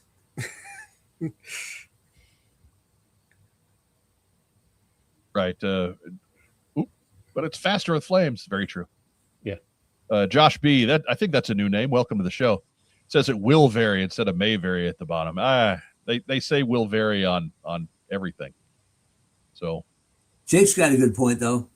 Car meets Silver Barrage, which is not true because it doesn't look like half of this falls off. Right.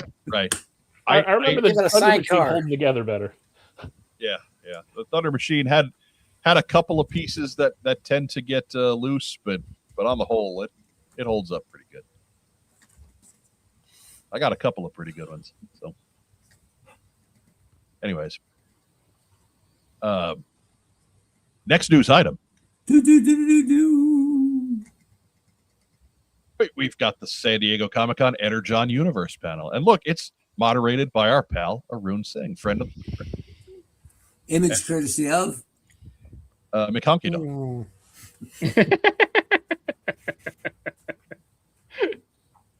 B. McHonky Dog. Celebrated historian, Biff McHonky Dog. Oh, yeah.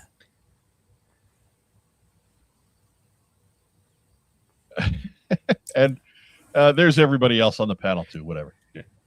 There's other people. Yeah. Arun's guest hosted this show before. We're going to talk about Arun out of that. Yeah, he's the man. He's the guy. Forget Robert Kirkman, Joshua Williamson, and Steve Rogers. I think it's I don't know. Former Expos pitcher. Right. Phil. Former Expos Steve Rogers.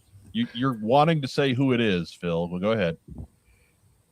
This is Connor Hughes. Connor Hughes, and then there's also Sean Makowitz, who is not in that photo. Right. He was in the next photo. Look at our social media. You'll see him. I assumed that was the Void Rivals portion of the panel, which was too boring to show up on camera. Void Rivals is going to have Predacron and ROM in it. I did not bring along a whole lot of photos from this part of the vacation for Phil. You can, again, find the entire pictorial history on our social media, linked down below in the description. But no. Oh, you said so. Scott Tracker and T-Bob pictured will be joining the Mass comic. And I personally could not be more excited about T-Bob. I love T-Bob. Oh my God. I love T-Bob. I don't care at all about Scott Tracker.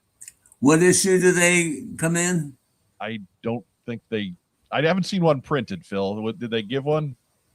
I don't think they gave us an issue number. Just that he's showing up. Okay, well, let me know, because that's going to be what's known as the jumping off point.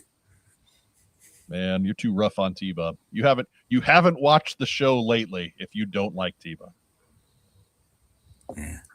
T-Bob is kind of like a penny in the brain situation. It's a portion of every mask cartoon where it becomes Inspector Gadget. It is unfortunate that T-Bob is the harbinger of bad slapstick comedy, because you never see T-Bob without Scott. But T-Bob by himself is the sardonic heart of the Mask universe. He's the turd in the punch bowl. Absolutely not. G.I. Joe's General Flag purposely being written as the connective element between the Energon titles, but I think we would already put that together. Haven't seen a lot of him in Void Rivals, but he'd have been squeezed out anyway by the presence of Rom Space Knight. And I don't feel like we're spoiling anything, considering he's already shown up in Void Rivals. Yeah. Robert Kirkman said something about wanting to introduce Tarn to Transformers. Love Tarn. Great character. And I don't know enough about him. So, Mark, if you want to give some Tarn backdrop for our folks at home. He's like the most maniacally fanatic Decepticon. And his face is actually the Decepticon logo. He turns into this big Cybertronian tank. And I had written a whole bit I wanted to do in Transformers to get Tarn into the line because we had made Megatron an Autobot. And so I wanted it to be a comic tie-in where they would actually have the face-off between like the most fanatical cultist on the Decepticon side against the leader who abandoned him. It would have been phenomenal. Yeah. And there was going to be a whole part where they were getting the mask ready for him. Like he wasn't going to be introduced with the Decepticon logo. And he was going to bust into the lab, right? And put on the new armaments for the fight and say, where's the mask or the helm or whatever? And they were going to say, it just finished, but it hasn't cooled yet. And he was going to grab it and just go. He's going to go full Dr. Doom. Yeah, he was just going to put that right on, right? It was going to be so good. And of course, it didn't go anywhere. I think I actually got off. It was about when I left the brand. So there was no one to really follow that up. But he's a great character. He's just an absolute fanatic. And he had a group of like 4 other guys with him. And they all named themselves after key Decepticon stronghold cities. Decepticon Justice Division or something like that. That was it, yeah. And when one died, they just replaced him with a new one who got the same name. So it was like it wasn't a title. It wasn't a person, it was a title. So as they died, just bring me another one, right? Bring me another Chicago, bring me another Buffalo, bring me another Phoenix, whatever. And I love Walla Walla. I love that because he just did not care. Bring me another boring Oregon, right? We must recruit another Albany. Yeah, that's pretty much it. So he's great. So he'd be a big deal in Transformers. Bring me a new Pismo Beach. They're all named after Bugs Bunny cities. Go ahead, Phil. I'm sorry.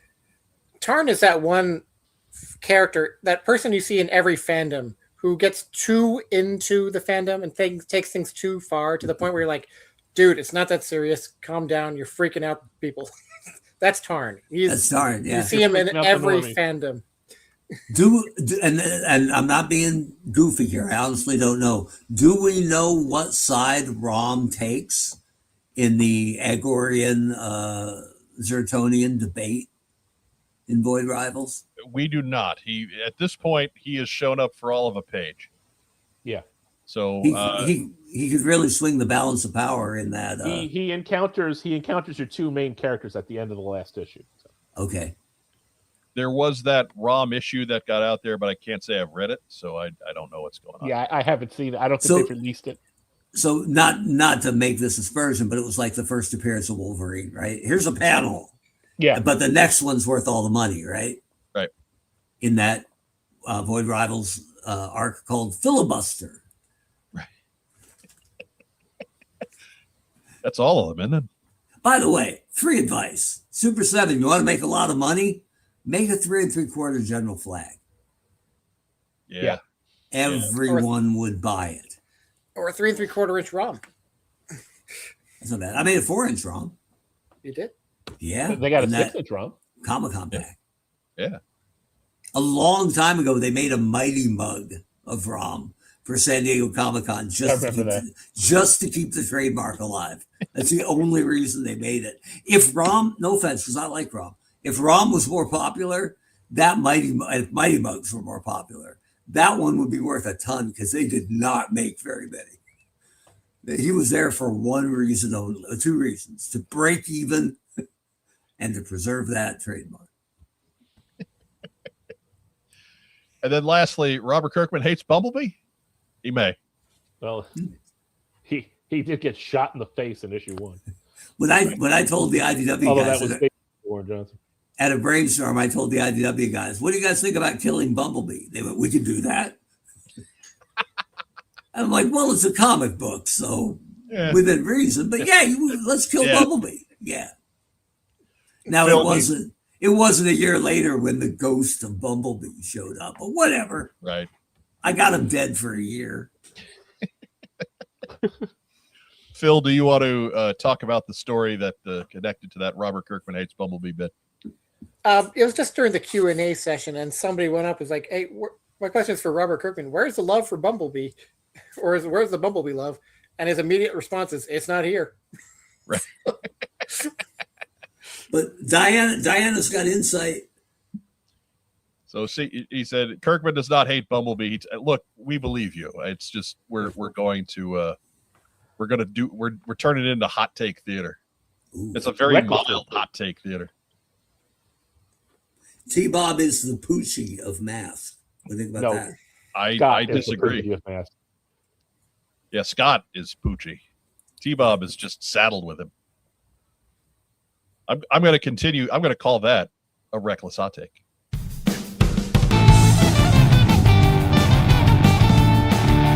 Reckless hot take.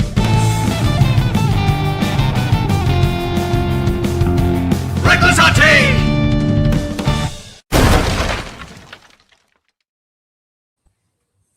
There you go. Rock and roll. Give it up to Cold Slither with their concrete amplifier. That thing didn't even move. Takes a lick and it keeps on ticking. And you'll notice there's not a lot of G.I. Joe in that because I did save our actual slides for that. And this is going to be the big plot point for the next couple of months.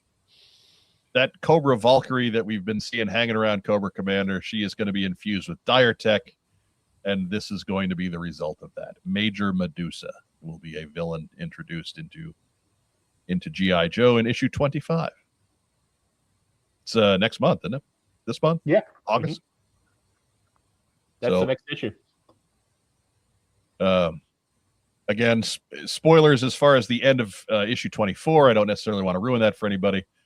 But it doesn't look like Crystal Ball is going to be around for a bit. So Cobra decided to give Dire Tech to somebody who's a bit more aligned with the cause. And that is aligned with a pulse. That is the, again, Phil, we're trying to avoid spoilers for folks that maybe haven't read the book. But he said you can get Crystal Ball at Hasbro Pulse. This is which why is not true, by the way. I couldn't. This is why Phil doesn't do a live show. Oh no! Oh, poor Phil. But Major Medusa is the result of that Cobra Valkyrie, who the zealotous Cobra Valkyrie who's been hanging around with Cobra Commander the last few months. This is her. So get ready for that. I imagine that she will do most, if not all, of the things that Crystal Ball was able to do with the Dire Tech in the previous story arc. So there's got to be a twist to it past that, but I don't know what it is. So just buy the comic and you'll find out for yourself. Yep, you got to wait like 2 weeks. Mark Weber, your thoughts? New characters are almost always good for the brand. So I'll judge it when I read it. I do like Dire Tech, but Yeah. I kind of hope it's a one arc kind of thing and not like a major plot point moving forward. Right. I think this is a cool idea. I'm not necessarily sold on that code name. Yeah, Whatever. but I like G.I. Joe is always a little bit tongue in cheek, but the more militarily realistic it is, the more I like it. Like it's 5 years. It always was 5 years from now, right? At least Real American Hero. This is the cutting edge of military tech. I get that it gets a little arcane sometimes, and that's good. But the more it strays, the more I risk.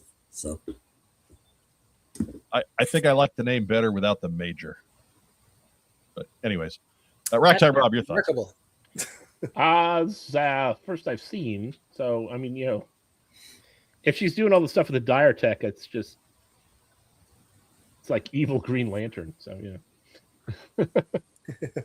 Hadn't thought of it that way, but yeah, it kind of is. Yeah, I mean, that's basically. I mean, it's these green energy constructs. So I mean, finally we got someone to send the Banana Pants Joe against.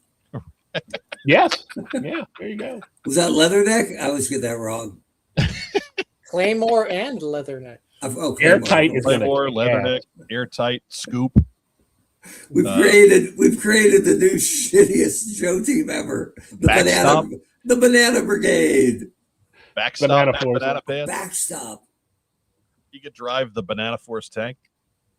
When they gave Backstop his uniform, he was like, "Yeah, I'm going to have to be in a tank mainly." Just I need to not be seen from the waist down. Yep. And he sits deep in that tank too. Yeah, I mean, you would too. He gets down in there. He is well protected. Phil Donnelly, your thoughts? I do like that bits of her costumes appear to like glow green with the Dire Tech active, so that's kind of a fun little thing. I've been kind of thinking about how you translate this to an action feature. It's like, man, if those would be like translucent parts, that would be kind of fun. Yeah. Or glow in the dark, man. Glow in the dark for the win. That too. Any give me glow in the dark that actually glows in the dark, and I'm in. I'll do anything. Looking at you, Super 7. Yeah. I've come a long way on Super 7 in the last 12, 18 months, right? From when they first came out, I was kind of like, I don't know, to where I kind of like most of the stuff they put out now. I'm still angry about glow in the dark Snake Eyes not glowing in the dark. Yeah. Anyways. But you just sent him $300 for a trouble bubble. I did. It must be thawing. I can't That's wait called cognitive dissonance, Mark. Cognitive dissonance. I didn't think the kidney would stay viable until he, for them to get. I've named him Harry. Not George. You know that love him and squeeze him. Major Medusa is going to be finishing up her fiendish plan, and then friggin' Backstop, Airtight, and Scoop are going to kick in the door. And in stereo, they're going to go, "It's peanut butter jelly time." It's going to be amazing. All those Night Force vehicles in yellow, and you were poo-pooing. And as the group of male G.I. Joes heroically beat up one woman. Yeah. We can go with the Sky Patrol. We can get chromed yellow. Ooh, I like where we're going here. Oh. That's the Sky Patrol you left outside in the sun. Meanwhile, Long Arm is like, "Can I join it?" Like, nah, bro. No. That's too garish.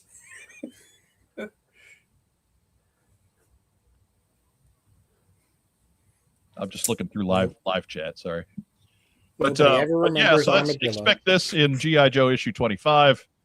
I believe that is an extra big-sized issue to commemorate the 25th issue anniversary, which I guess is a thing. I guess. These days, yeah. Right. Truthfully, Rob, you're dead on, because frankly, if a book makes it to 13, I'm pretty impressed. But looking at you, Marvel. Looking at you, Marvel. They all make it to issue 13, but it gets renumbered twice before it gets there. Anyways, think that's all we got there. Yeah. Next news item. We got actual comics coming, not just speculative ones. But Real American Hero 331. That is not this week. It is the week after. It'll be August 12th when that one hits the stands. As you can see there on the cover, sort of, it looks better when it's not scrunched down on a half of a screen that's a PowerPoint slide. But it's Snake Eyes versus Snake Eyes. As OG Snake Eyes has broken free of the hypnotic control, whereas Don Moreno is not. So, honestly, I'm surprised they waited this long to get this fight going. I respect their restraint. Yeah. Almost like Hasbro waiting to make a Don Moreno figure. Right. Hold. Hey, Super 7. I don't know if they're planning that hard.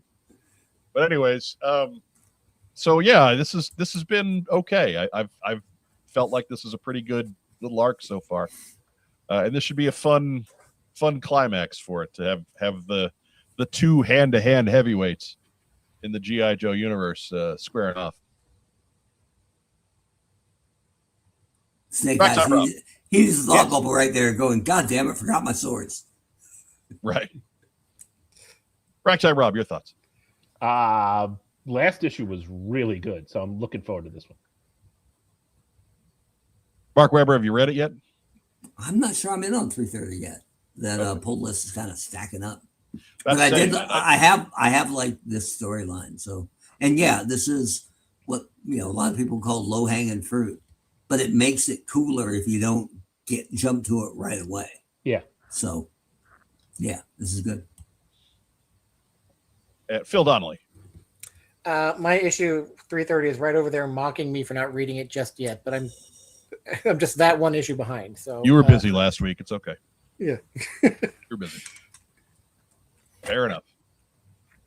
Why you didn't get to it when you bought it, I don't know, but whatever. I had to prepare for Comic-Con. That's it.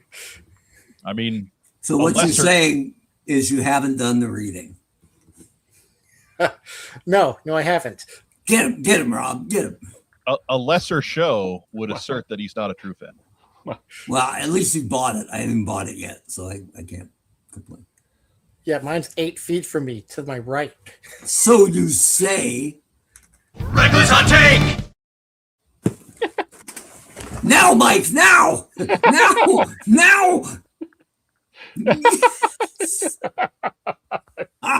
Terrible. That was really gonna want to come on the show. That was cold-blooded, baby. Greg Augustin loved the letter page on 330 because he's in it. I bet he did. Yeah. Maybe I did read 330. Who's on the cover? It's Don Moreno stalking Roadblock. Oh yeah, she's like Days of Future Past dropping in. I've read that one. I'm way ahead of him. Good thing we banned him. Phil, that's called that's called a setup, baby. My 330. Right. Look, my record for getting kicked off here is 7 times. This is only number 3. This is amateur hour, buddy. Mark, I gave you 329. 330 was the one where the wounded Scarlet was. Oh yeah, with Stalker. I read. I got that one. I read it. Great cover. Yeah, good book, but great cover. So I'm all caught up. And then we look ahead on the Skybound calendar. Next week, Mask number 3 on August 5. And then, of course, on the 12th, Real American Hero 331, Transformers 35. Mask has been good. Diana sent me Mask 1. I bought Mask 2. Like it so far. Yeah, no, strong start on that. Yeah. You know what bothers me about the Transformers books? What's that? Their covers have nothing to do what's going on in the book. It's just like I was looking at the solicitations for 35, and it's like Wheeljack's prom photo. Yeah. What the fuck does that have to do with anything? I assumed it would be like Ultra Magnus with a gigantic glowing scythe. And you're like, what the hell? And then you're like, yeah, neither of them in it at all. there's a lot going on in the Transformers book that they refuse to showcase on the covers to the comics. It drives me nuts. IDW was like that a lot. Yeah, and those aren't. I'm not talking alternative covers here. We're talking the main A cover. Yeah, cover A. Yeah, yeah, It seems to be since they transitioned out of their last story arc. That's what they've got to do. Right. It's like here's our major characters. Aren't they shiny? Yeah. Just great. gotta get those David Nakayama covers. So Optimus made Elita 1 the Prime. Right. And Ultra Magnus made RC Magnus. Yeah. And apparently Megatron can't find Arachnid to give her control of the Decepticons. But sooner or later, right, we'll be full Me Too'd in the Transformers comic. Megatron's currently in a cocoon, so yeah, well. So maybe he's gonna come out as Adam Warlock. Ooh, that's a good call. Maybe. Well, he'll be a gold Megatron. We don't need to give Takara Tomy any more exclusive ideas. He'll be a beautiful butterfly. Or Galvatron. But anyway. All of a sudden, Crasher's in charge of the Decepticons.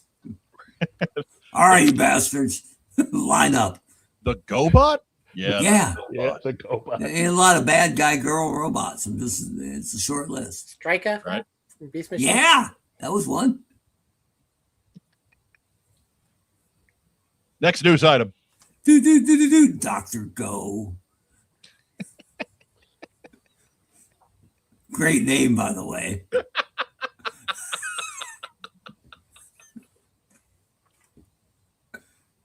Have you ever seen the video? Have you ever seen the video where Dr. Go attacks Leader 1? Oh. I'm just going to leave that there. All right. I'm going to have to check that out. Yeah, it's out there. Remember, sometimes G.I. Joe news happens and it's not Thursday night. What do you do? You go to the Surveillance Port. They'll get you caught up. Your one-stop shop for all your non-What's on Joe Mind news, surveillance-port.com. And sometimes when there ain't a whole lot going on, they'll get you hooked up with the preview videos and things that we don't necessarily do here on our program. But Eric's good people. Help him out. Visit Surveillance Port at surveillance-port.com. You only got to type it once. Then you can just favorite the page. Bookmark that bad boy. You never have to type Control it again. I promise. Yeah. Don't go to surveillance-port.com/helicopters. No. It'll take somewhere weird. That gets you on a list. You don't want that. No. And go to it if you're trying to find out about the seat of power in America, go to whitehouse.gov. Don't go to whitehouse. Anything else. Trust me. Yeah, again, that gets you on a list. Yeah, and if you like Montreal Canadiens Hall of Famer Vaughn Cornway, make sure you put Montreal Canadien in the search. Right. Right. This has been Stay Safe Out There by Mark Weber. I assume these are all being spoken from experience. Or maybe the more you know.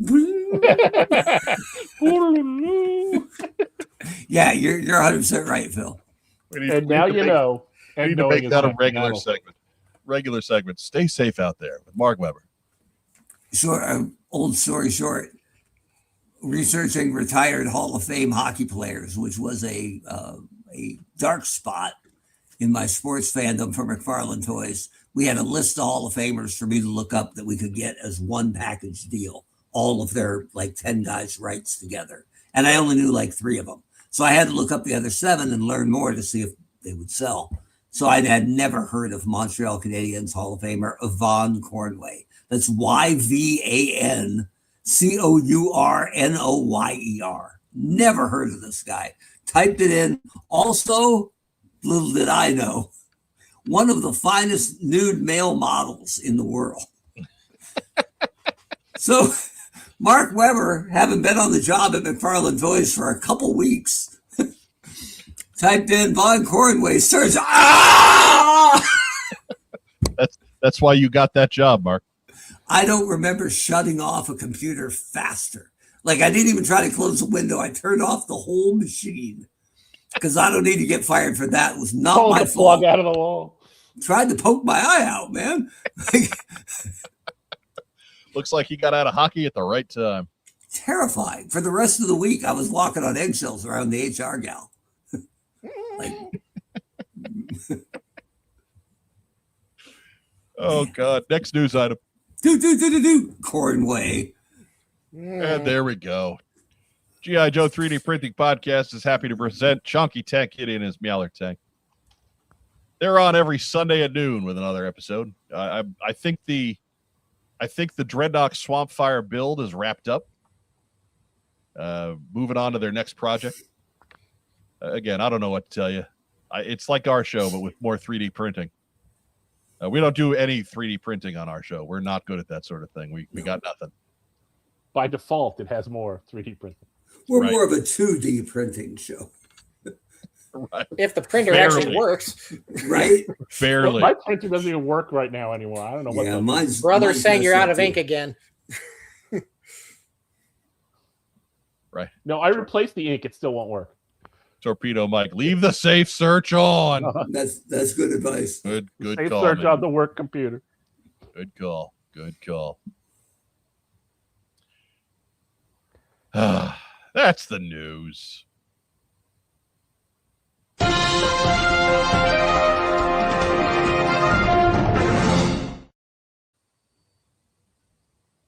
Never have any idea when that actually ends, so I'm just kind of giving it time and hoping that I'm guessing right. But we'll be right back after a quick word from our wonderful friends and sponsors at Kokomo Toys. We buy, sell, and trade vintage and modern toys. G.I. Joe, Star Wars, Transformers, Marvel, DC, and more. Located in beautiful downtown Kokomo, Indiana, we are open every Wednesday through Saturday from 12 to 5. It's a theme park of nostalgia. Join the thousands of people who have traveled from all over the Midwest for over a decade to buy and sell with us. Get your geek on.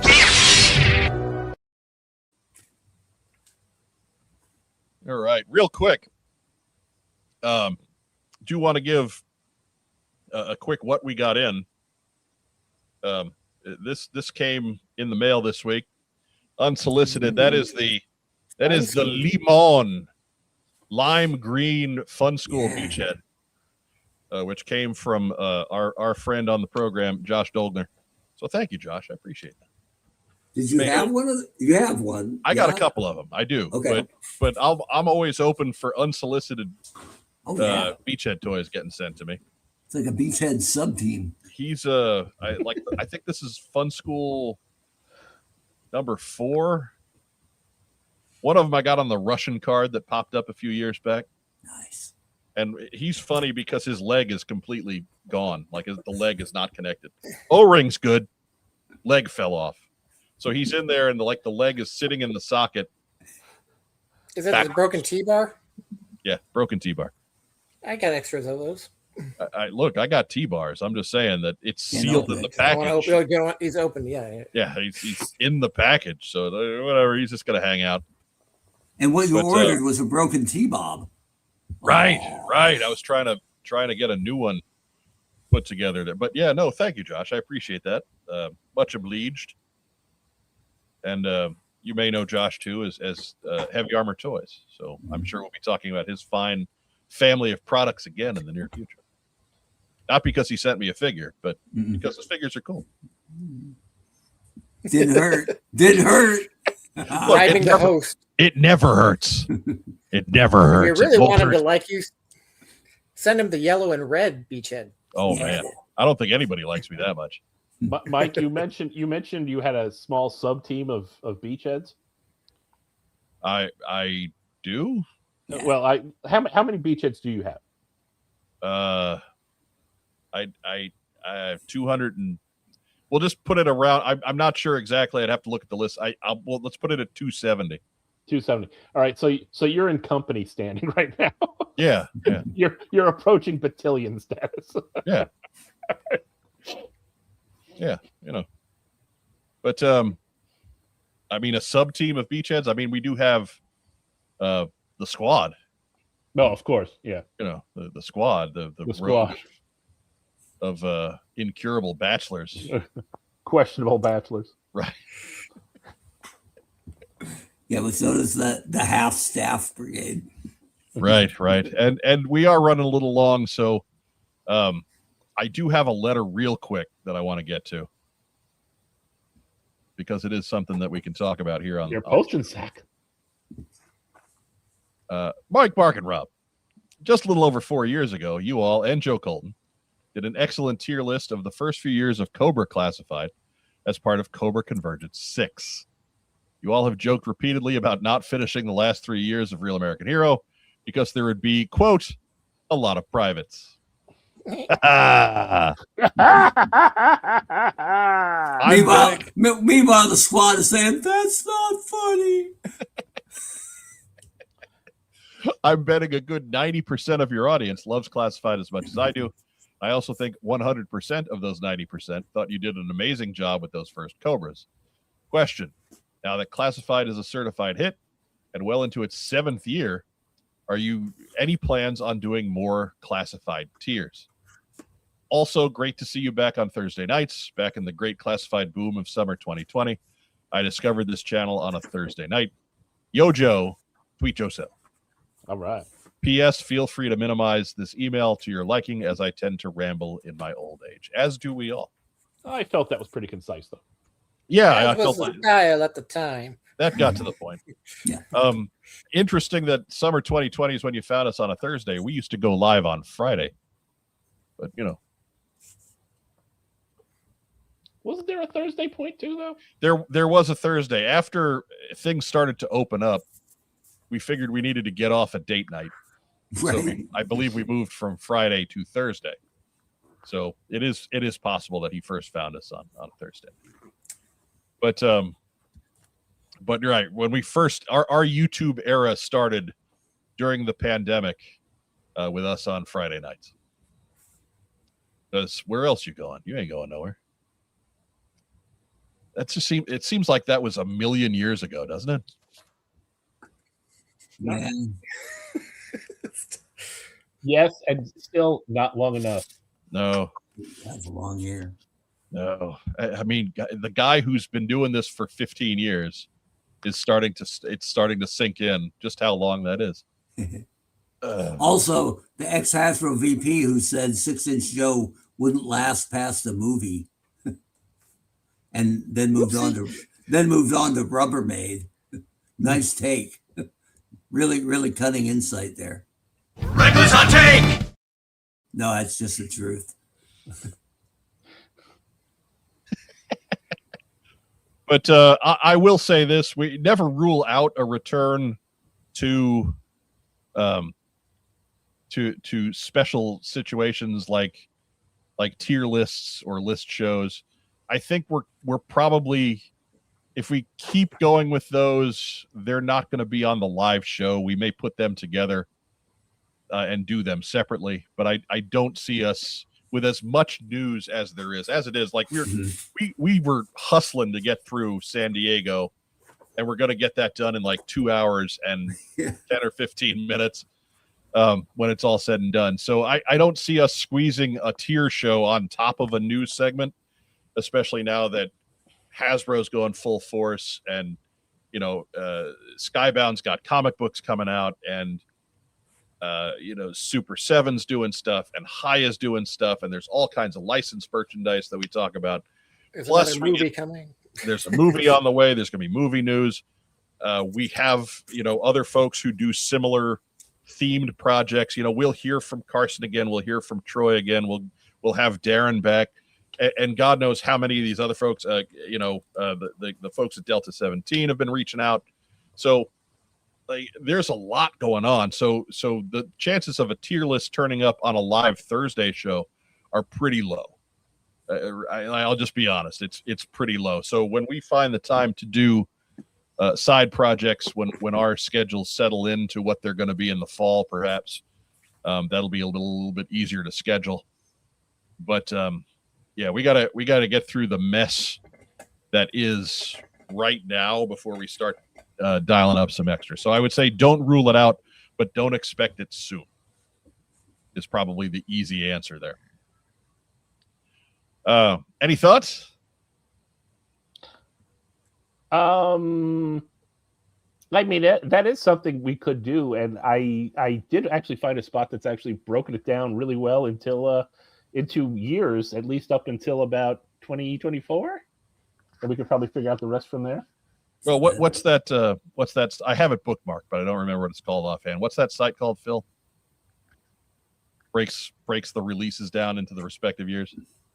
You said JoJo.com. But what was that, Phil? JoJo.com for the vintage years. Sure. Nobody goes there anymore. Yeah. Right. Oh. I mean, no. Wait, don't take that the wrong way. Used to be the most helpful and critical site to Joe collectors in all of cyberspace, and it is a crying shame that the actual ownership decided that wasn't good. Right. So nothing but mad respect for the old Took it away school from us. YoJo.com. Absolutely. Yeah. I don't want that misconstrued on any level. Yeah, no. Long live the Terry and Phil regime at YoJo.com, and screw these new guys. I'll always call them the new guys, and I don't want to say their actual name, because they don't deserve the respect. It's vertical dope. Yeah.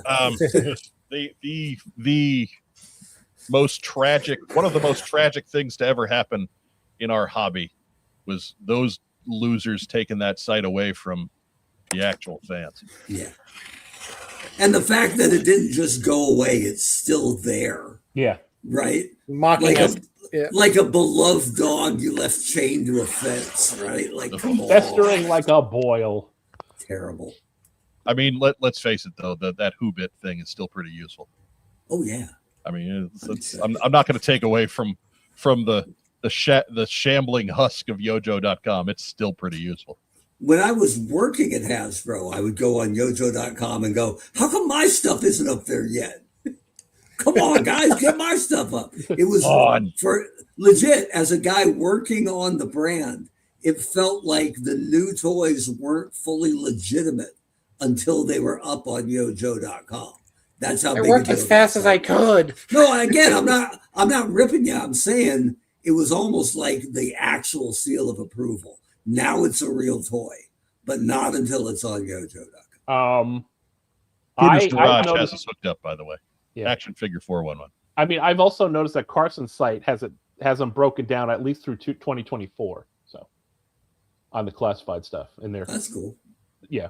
So they don't have any like active pictures to give you like the views that he does of the vintage figures, but yeah, they do have pictures and names and broken down into whether they're general release or exclusive and stuff like that. I mean, he's been a little busy. Yes. Yeah, so I'm not expecting that to progress much past what it is anytime soon. And that's a lot of work too. So and that too is no criticism. Yeah. Carson is blindingly busy. Yeah. But I mean, if we wanted to make a list, if we wanted to just make a list just to set up for the tiers and stuff like that, there it is. Carson's looking forward to his bi-yearly nap. Yeah. And right. By yearly, I mean every 2 years. Doug Dello, 30-minute nap. Exercising the sentiment, or rather mirroring the sentiment of many folks out there. Thank you, Phil, for sharing pics of San Diego Comic-Con. And I think that is a good place to begin shout-outs for our esteemed episode 396. Phil Donnelly, you got any shout-outs? Shout out to Diana and Cullen for providing a place to stay during Comic-Con and procured a badge for me to get down there. So and a couple of dogs for you to punch. Right. Sorry, Splash and Paloma. I didn't mean it. And the cat. Don't be racist. The cat wasn't there. No. The cat stayed behind with the sitter. And Diana says Paloma is freaking out. She is sad you're not there. Oh, I don't live there, Paloma. I'm sorry. Whatever. And also, thanks. Shout out to Patrick Stewart. He's the other guy who helps me put on the Articulated Points podcast, where we go into deep dives on our own favorite toys. And I do want to say I'm going to claim a small victory this week, because on one of our episodes, we talked about some real Ghostbusters figures that Hasbro should make for their retro line. Louis and Janine in their cartoon Ghostbusters colors. And guess what went up for pre-order during Comic-Con as a reveal? No. Yes! Those two figures. I'm claiming victory over that. I was also, like at least 3 years of Comic-Cons, I'm talking in their ears, hey, make these figures. The toys exist. They're compatible with the Proton packs. You just got to put them in these colors that they never got in the original line. Did you get them? I pre-ordered it, so yeah. Okay, good. Meanwhile, I would have said, make the gorilla. How come you're not making the gorilla? What's up? Why no monkey? Come on. Where's Larry's store? You guys have kicked me out for less. Fair. Oh, come on. It's a gorilla. So now we got a DC's all over that. Spent a ton of time on Yojo and Joe Cust. Yeah, I hear you, man. I hear you. Yeah. Go on, Phil. So now we just got to get a campaign for them to make an accessory set with the PKE meter, the ghost trap, and the ecto goggles now, so we can get enough for every character. Sounds like a plan. Yeah. Sounds like another 3 or 4 years you need to spend of your life. That's right. These 3 accessories. Make them like a 8-pack of all of those. And it'll be He's good. younger than we are. He's got time to kill. Yeah. All right, What else that's all you got? for me this week. All right. Ragtime Rob. All right. Well, first, a big shout out to Phil for being our man in San Diego. And, of course, to the studio audience. Thanks for tuning in on our brand new night. Stay tuned for Monster Chiller Horror Theater. Honcho Mark Weber.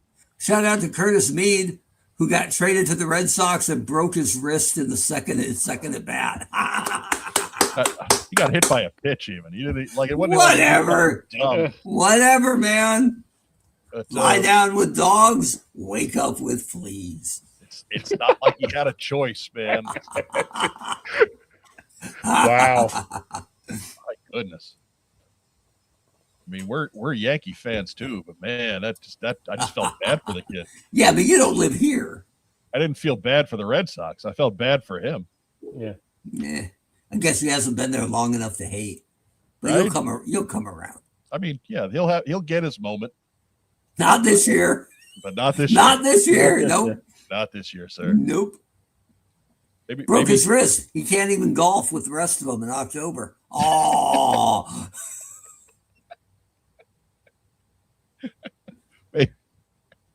maybe he'll get lucky and they'll trade him again before next season starts.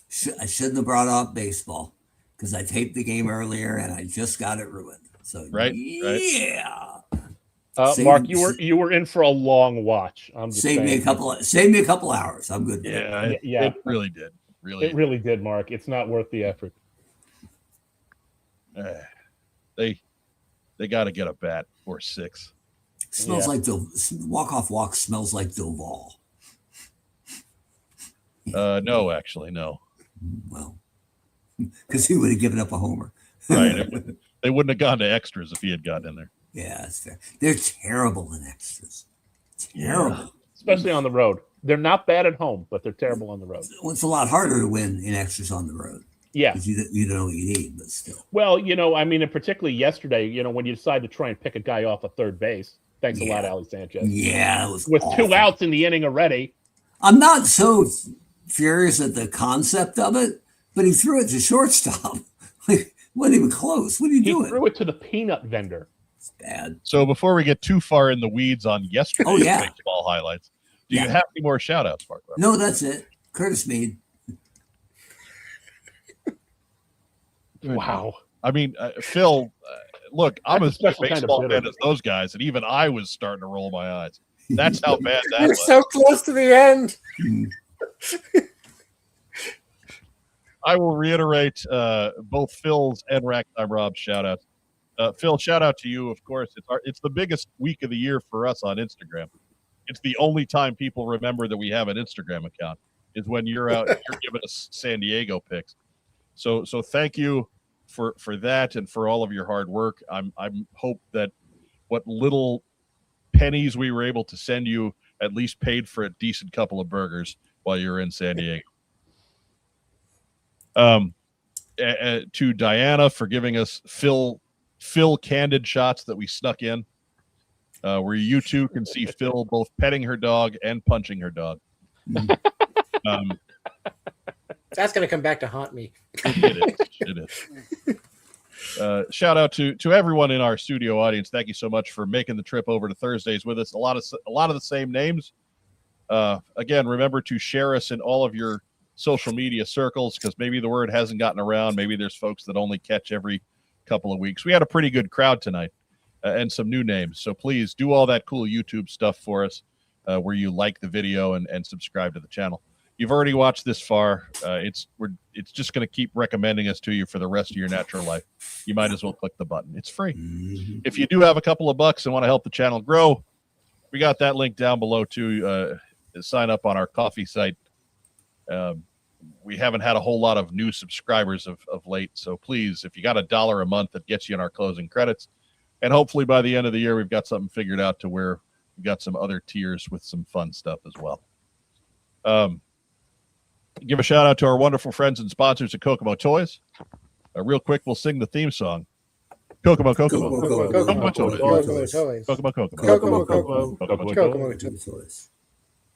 A little out of tune, Phil, but good job. Reminds me of that barbershop quartet I was in Skokie, Illinois.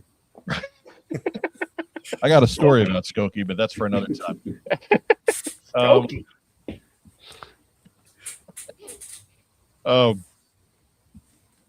Oh shoot! Look what finish line. Look what Skokie, Illinois did to me. But I guess that's if I'm that easy to distract, we must be done. Must be bedtime. Right. Be sure to join us next Thursday at 9 p.m. for another episode of What's on Joe Mind. And until then, remember the words of our friend Vagon: stay safe, and if you can't, be careful. Be sure to have a great rest of the week. Enjoy your weekend coming up, and week past that. I'm all out of sorts with this change of days, but we'll get there. Have a great rest of the week. Enjoy your weekend. And yo, Joe. Beer. That's the catapult. It's new. Beer. Trebuchet. Beer.